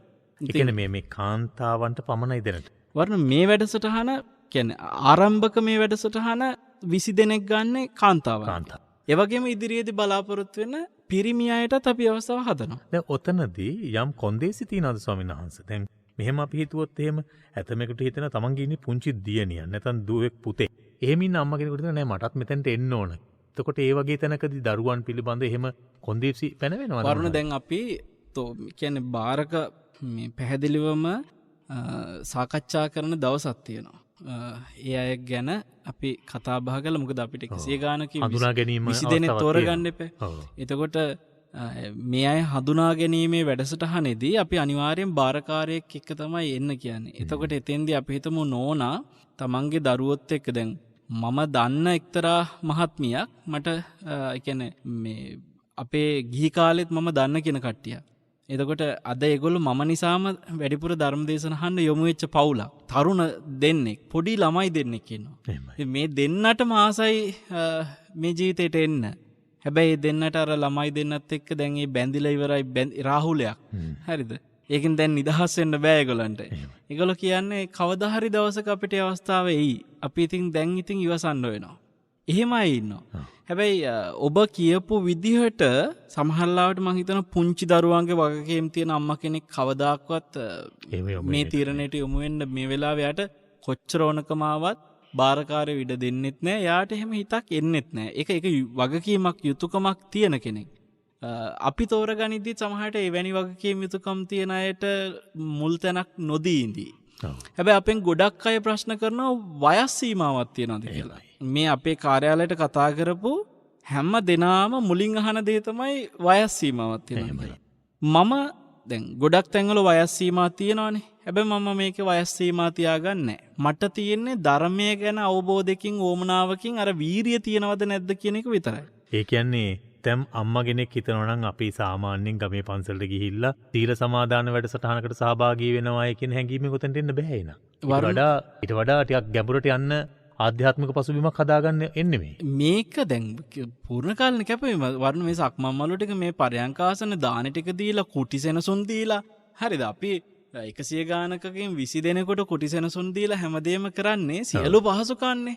මේ හැමදේම දෙන්නේ වරුණ අපෙත් කාලේ කැප කරගෙන ධර්මයේ කියා දීලා හැමදේමනේ විශාල ස්වාමීන් වහන්සේලා මෙහෙණින් වහන්සේලා අපි කිව්වා මෙතන මෙහෙණින් වහන්සේලාගේ බාරේ. ඒතර මේකේ මේ බොහෝ දෙනෙක්ගේ කැපකිරීම ඒ 20 දෙනෙක් වෙනුවෙන් කරද්දී ඒ 20 දෙනා උපරිම දායක තමන් ප්‍රයෝජන ගන්න ඕනේ. ඒ ප්‍රයෝජන ගැනීම උමනාව තියෙන. හැබැයි ඒකදී මම කෝ වයස් සීමාව ගැන මම සලකන්නේ හේතුව තේරි ගාතාවල තියෙනවරන එක නෝන කෙනෙක් බුද්ධ කාලේ ඇවිල්ලා මහාන වෙන්නේ වයස කීයද දන්නද 120න් 120න් ඇවිල්ලා මහානන හැරමිටියක ගහ ඇවිල්ලා ආරාමෙට ඇවිල්ලා කියන්නේ මට මහාන වෙන්න ඕනේ කියලා. මෙහෙණි ආරාමේ මෙහෙණින් වහන්සේලා කතා වෙනවා මෙයාට මහානකම දෙනවද?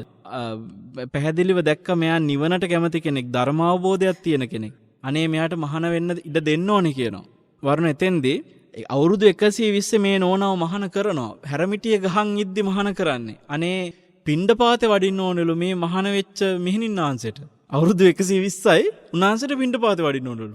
මෙහෙණින් වහන්සේලා හැරමිටියක් තියන් කොහොමද පිණ්ඩපාතේ වඩින්නේ? පාත්තරේ එකාතක තියාගෙන කියලා. නෑ මට පුළුවන් කිව්වා. මැටි පාත්තරේ එකාතක තියාගෙන හැරමිටියක ගහ පිණ්ඩපාතේ වඩනවා මහාන වෙච්ච දවස් ඉඳලම. වීර්යාධික මෙහෙණින් වහන්සේ. වරුණ උන්වහන්සේ මේ පාරක ඇදගෙන වැටෙනවා අන්තිමට. ඇදගෙන වැටිච්ච තැන ඒ වැටිච්ච වේදනාවෙන් නැගිට ගන්න බැරි තැන ඒ වේදනානුපස්සනාව වඩලා උන්වහන්සේ රහත් වෙනවා පාරමී වැටිච්ච තැන අවුරුදු 120ක. වර්ණ අපිට කියන්න බෑ වයස් ගතද මම දන්න එක අවුරුදු 90 අම්මා කෙනෙක්. හරි 90ක අම්මා කෙනෙක් ඉන්නවා අපි කරන සමහර ධර්ම දේශනාවල දිනෙත් එක කියන්නේ කාරණාව. ඔබ වහන්සේ මේ දිනේ මේ කාරණා කතා කරා මේ දවසේ මේ කාරණා කතා කරා. මට සමා වෙන්න ඕන දැන් මේ මෙතනදී ප්‍රායෝගික ප්‍රශ්නයක් ඇති වෙන්නේ නැද්ද ඇත්තටම අපේ ස්වාමීන් වහන්සේ දැන් අපි රෝගාබාධ ගැන පැහැදිලිව සොයා බලනවා. රෝගාබාධ කියන එකයි වයස්ගත කියන එකයි දෙකක්. සමහරවිට වර්ණ තරුණ අයත් ඉන්නවා රෝගාබාධ ප්‍රශ්න තියෙනවා. හරිද? දැන් මට මේ වෙලාවේ පේනවා වර්ණ ඔබත් කොන්දේ අමාරුවකින් නෙමෙයි. වැටිලා යම් කිසි අපහසුතාවයකින් ඉන්නේ. හරිද? එතකොට දැන් ඔබ වයෝවෘද්ධ කෙනෙක් නෙමෙයිනේ. හරිද? හැබැයි මෙතන සමහරට අවුරුදු 70ක 100 කෙනෙක් ඉන්න පුළුවන්. චණ්ඩියා වගේ හොඳට වාඩිලා අහගෙන ඉන්නවා. හරිද? ඒ නිසා මට වයස්ගත ප්‍රශ්නය වයස නෙමෙයි මම බලන්නේ. රෝගාබාධ සම්බන්ධවදී අපිට වගකීමක් එතන ඉන්න අනිත් අය අපහසුතාවයටපත් නොවි හැමෝටම පහසුකම් දෙද්දී එතෙන්දී අපිට ගිලන් උපස්ථානයට පිරිස යොමු කරන්න බෑනේ වර්ණ. අපි ඒක ගැන හොයලා බලමු. තමන් පිළිබඳ විශ්වාසයක් තමන් පිළිබඳව වීර්යයක් එහෙම තියෙන්නම ඕන. අනිවාර්යයෙන්ම. ඒ දෙන පහසුකම් සියල්ලත් එක්කම සීමිත දෙනෙට ලැබෙන පහසුකම් නිසා උපරිම තමන්ට ප්‍රයෝජන ගන්න මේ බවුන් පැලැස්සෙන් ඔබ දන්නවා බවුන් පැලැස්ස ගොඩනගනකොට net ශ්‍රාවක ශ්‍රාවිකාව කොච්චර කැපකිරීමක් කළාද? net ආයතනය කොන්දේසි විරහිතව කොච්චර කැපකිරීමක් කළාද? ගෝතම හාමුදුරුවෝ බවුන් පැලැස්ස ගොඩනගන කාලේ මේ කොච්චර කැපකිරීමක් කළාද? දේශනවල බොහොම අමාරුවෙන් හොයාගත්තේ. ඉතින් අපි අවුවේ වැස්සේ බඩගින්නේ නින්දක් නැතුව ඒ සමහර දවස්වල පාට වෙනස්. මගේ පාටට ඇවිල්ලා තිබ්බා. ඉතින් එහෙම ගොඩනැගුව ආයතනේ ප්‍රයෝජනයක් ගන්න උවමනාම පිරිසකට අපි අවස්ථාව දැන් මම හිතන්නේ සමහර අයට හිතන්නේ ඇයි මේ 20ක සීමාවක් දැම්මේ කියලා. මේ තියෙන පහසුකම් එක්කයි මේක කරන්නේ. අපිට ඒ කියන්නේ දැන් ඇත්තට මේ ආර්ථික දුෂ්කර කාලේ පහසුකම් ඊට වඩා වැඩි කරන්නද මේකෙන් 20 කියන එකට හේතු වෙන්නේ සක්මන් මලුත් එක්ක. ඒකයි ප්‍රශ්නේ තියෙන්නේ. නැත්නම් හිතයි සෙනසුන් කුටි සෙනසුන් වල කොහොම වුණත් 20කට වඩා වැඩි කරන්න බැරි සක්මන් මලුව එක්කිනාට එක සක්මන් මලුව ගානේ 20යි තියෙන්නේ. ඉතින් මං හිතනවා දැන් ගිය සතියේ වැඩසටහන බැරිලා අහන්න බැරි වෙච්ච කෙනෙක් මේ සතියේ ඊටාම කැමැත්තෙන් ඉන්නවා අනේ මේ වැඩසටහනට මටත් සහභාගී වෙන්න තිබ්බනම් කියලා. නමුත් දැන් 100 ගානකකින් මේ වෙනකොටත් 100 ගානක් සම්බන්ධ වෙලා තියෙනවා කැමැත්ත ප්‍රකාශ කරලා ඒකෙන් 20 නම් තෝරගන්නේ කෙනෙකුට හිතෙන්න පුළුවන් එහෙනම් මට ඉඩක් නැති වෙයි කියලා. ඒ කියන්නේ මේ නිමාවක් නෙමෙයි ආරම්භයක්. නමුත් සමහර විට ඒ 20ට තෝරගන්න සුදුස්සා මේ සතියේ කතා කරන කෙනෙක් වෙන්නත් පුළුවන් අර 100 ගාන අතරට එකතු වෙන. ඒ නිසා තමන්ගේ ආයුධපත් යොමු කරන්න. අපි අද දුරකථන අංක දෙනවා. ඒ නිසා තාමත් කැමති කෙනෙකුට අවස්ථාව තියෙනවා. පළවෙනි වැඩසටහන අපි අගෝස්තු මාසේ 6 වෙනිදායෙන් පටන් ගන්න හිතාගෙන ඉන්නේ. ඒ දිනේ මං අදහස් කරගෙන තියෙන්නේ මම පැවිදි ජීවිතයට මේ පැවිදි ජීවිතයට පැමිණිච්ච උතුම් කාලේ මගේ පැවිදිච්ච දවස. එතකොට අපි මේ පළවෙනි වැඩසටහනේදී වරුණ යෝජනා කරනවා මේ අනිවාර්යයෙන්ම බාරකාරයන්ගේ කැමැත්ත බලනවා. ඒක වයස කීයේ වුණත් එයාලා වෙනුවෙන් කවුරු හරි බාරකාරයෙක් ඇති. අනිවාර්යයෙන්. රෝග නිශ්චය පිළිබඳව සැලකිලිමත් වෙනවා. ඒකෙදි තේරුම් ගන්න. මොකද සමහරව ඉන්නවා ආහාර වර්ග Tamanට ඕන විදිහට පිළියෙල කෙරෙන්නේ විවිධ ආහාර වර්ග කරනවා. ඉතින් මෙතනදී මට මේවා කන්න ඕනේ මට මේවා එපා කියලා තමන්ගේ කෙනෙක් තමයි නොඑක් විදිහේ තමන් තියෙන රෝගයන් එක්කත් වෙනස් වෙනවා. ඔව් ඒක හින්දා පොදුවේ පහසුවෙන් මේ කියන්නේ යැපෙන්න පහසු පිරිසක් ඇත්තටම තියෙන පහසුකම් පරිම මේ පාවිච්චි කරලා Tamanට නිවන් මඟ පිණිස මේ ලැබිච්ච දුර්ලභ මනුෂ්‍ය ජීවිතේ මේ ආයුෂ ටික පරිස්සම් කරන් ගත කරන්න කැමති කට්ටියට අපි අවස්ථාව දෙනවා. දුරකථන අංකයේ මේ 0.71 365 345 සුපුරුදු අංකේ 0.71 365 භාග්‍යයට කතා කරන්න තියෙන්නේ 0.71 365 345 භාග්‍යයට කතා කරලා ඔබට සවිරාමික පැවිද්දට එන්න තිබෙන අවස්ථාව උදා කරගන්නට අපි දැන් මේ පළවෙනි වැඩසටහනේදී ඇත්තටම මෙහෙණාන්සලා කියන අනගාരിക ජීවිතයට කැමති උපාසිකාවන්ට තමයි ඒ අය සවිරාමික පැවිද්දකට අවස්ථාව යොමු වෙන්නේ. ඉදිරියේදී උපාසකයට අවස්ථාව සැලසෙනවා. දැන් මේ පිරිස සියලු දෙනා වෙනුවෙන් අපි පැහැදිලිව මතක කර මම වැඩ ඉන්න තැනක් නෙමෙයි අපි ධර්මයේ කියා දෙන්න විතරයි මෙතෙන්ට වඩින්නේ. මෙතන මේ වැඩිහිටි සීලවන්ත මෙහෙණින් වහන්සේලාගේ ඇසුරේ තමයි භාවනාවට වෙනමම මෙහෙණින් වහන්සේ නමක් ඒ වෙනුවෙන් අවධානය යොමු කරනවා. උන්වහන්සේලාගේ ඇසුරේ තමයි මේ අය හැමෝටම මේ මහානකම ඒ කාලය තුල ගත කරන්න තියෙන්නේ. වරුණ මේ විශේෂයෙන්ම කියන්නට ඕනේ අපේ ධර්මදේශකයන් වහන්සේ නමක් සගම අනුමදාසි ස්වාමීන් වහන්සේ. එහෙමයි. ඉතින් උන්වහන්සේ මාත් එක්ක කතා කරා උන්වහන්සේගේ අම්මා කැමතියි කියලා ගිහි බාරකාර අම්මා කෙනෙක් විදිහට මේ සවිරාමික පැවිද්දට එන අයව ඒ කාල පරිච්ඡේදය ඇතුලේ රැක බලා ගන්න ඇය යොමු වෙනවා. අපේ ස්වාමීන් වහන්සේ නමකගේ අම්මා කෙනෙක්. ඉතින් ඒ නිසා ආදරෙන් ගෞරවයෙන් හැමෝටම ඒ කරුණාවෙන් උපස්ථාන කරද්දී හැමදේම හොයලා බලයි අම්මත්. ඉතින් අපි අම්මට දීර්ඝාෂ ප්‍රාර්ථනා කරනවා. හොඳයි හැමෝටම නෙත් නාලිකාවේ මම හිතන්නේ විවිධ විදිහේ වර්ණ මේ වන්දනා වැඩසටහන් ශ්‍රද්ධාව ඉඳලා ප්‍රඥාව දක්වා විවිධ තලයේ වැඩසටහන් අපිට හැම ආකාරයකින්ම අනුග්‍රහ කරනවා මේ නිවන පිණිස. මේත් තවත් සත්කාරයක් බවුන් පැලැස්ස. ඉතින් මේ සත්කාරයට පින ඇති ඔබට අපි ආරාධනා කරනවා 0.71 365 කතා කරලා භාග්‍යයට කතා කරලා භාග්‍යත් මම හිතන්නේ අනාගතයේදී මේ සවිරාමික පැවිද්දට මේ යොමු වෙන්නට අපේක්ෂාවෙන් ඉන්නේ. ඒ නිසා හැමදිනම එකට අර සමාන තටුවැත්තෝ එකට පියාඹනවායි කියන කාරණාව වගේ පිනට කැමති ඇත්තෝ මෙතනට එකතු වෙනවා. ඒ තමන්ගේ ජීවිතේ නිවාසනසවා ගන්න. ඒ නිවාසනසවා ගන්නට සෙනසුරාදා සිටනේ තසපුවෙන් අපි ඔබට අවකාශ සලසා දෙනවා වගේම හැමදේම මේ සඳහා අපට මාර්ගෝපදේශී අනුශාසනාවලන් කරන්නේ උඩුගම්පල හෙන්ඩි මහර ගම්පහ බවුන් පැලැස්ස නිර්මාතෘන් වහන්සේ අපේ පූජනීය වල්පොළ ගෞතම ස්වාමීන් වහන්සේ ඔබ වහන්සේට මේ කරන උතුම් කටයුතු තවත් සාර්ථකව කරන්නට ශක්තිය ධෛර්යය නිදුක් නිරෝගී භාවය දීර්ඝායුෂ ප්‍රාර්ථනා කරනවා. ඒ සියලු කුසල් පාරමී ධර්මයක් වේවායි කියා ප්‍රාර්ථනා කරනවා. උතුම් නිවන් මඟ සාක්ෂාත් කරගන්න. අද වැඩසටහනින් අපි සමුගන්නවා. නැවතත් ලබන සතියේ මෙලෙසින්ම හමු වෙමු අපේක්ෂාවෙන්. හැම දිනාටම තෙරුවන් සරණයි.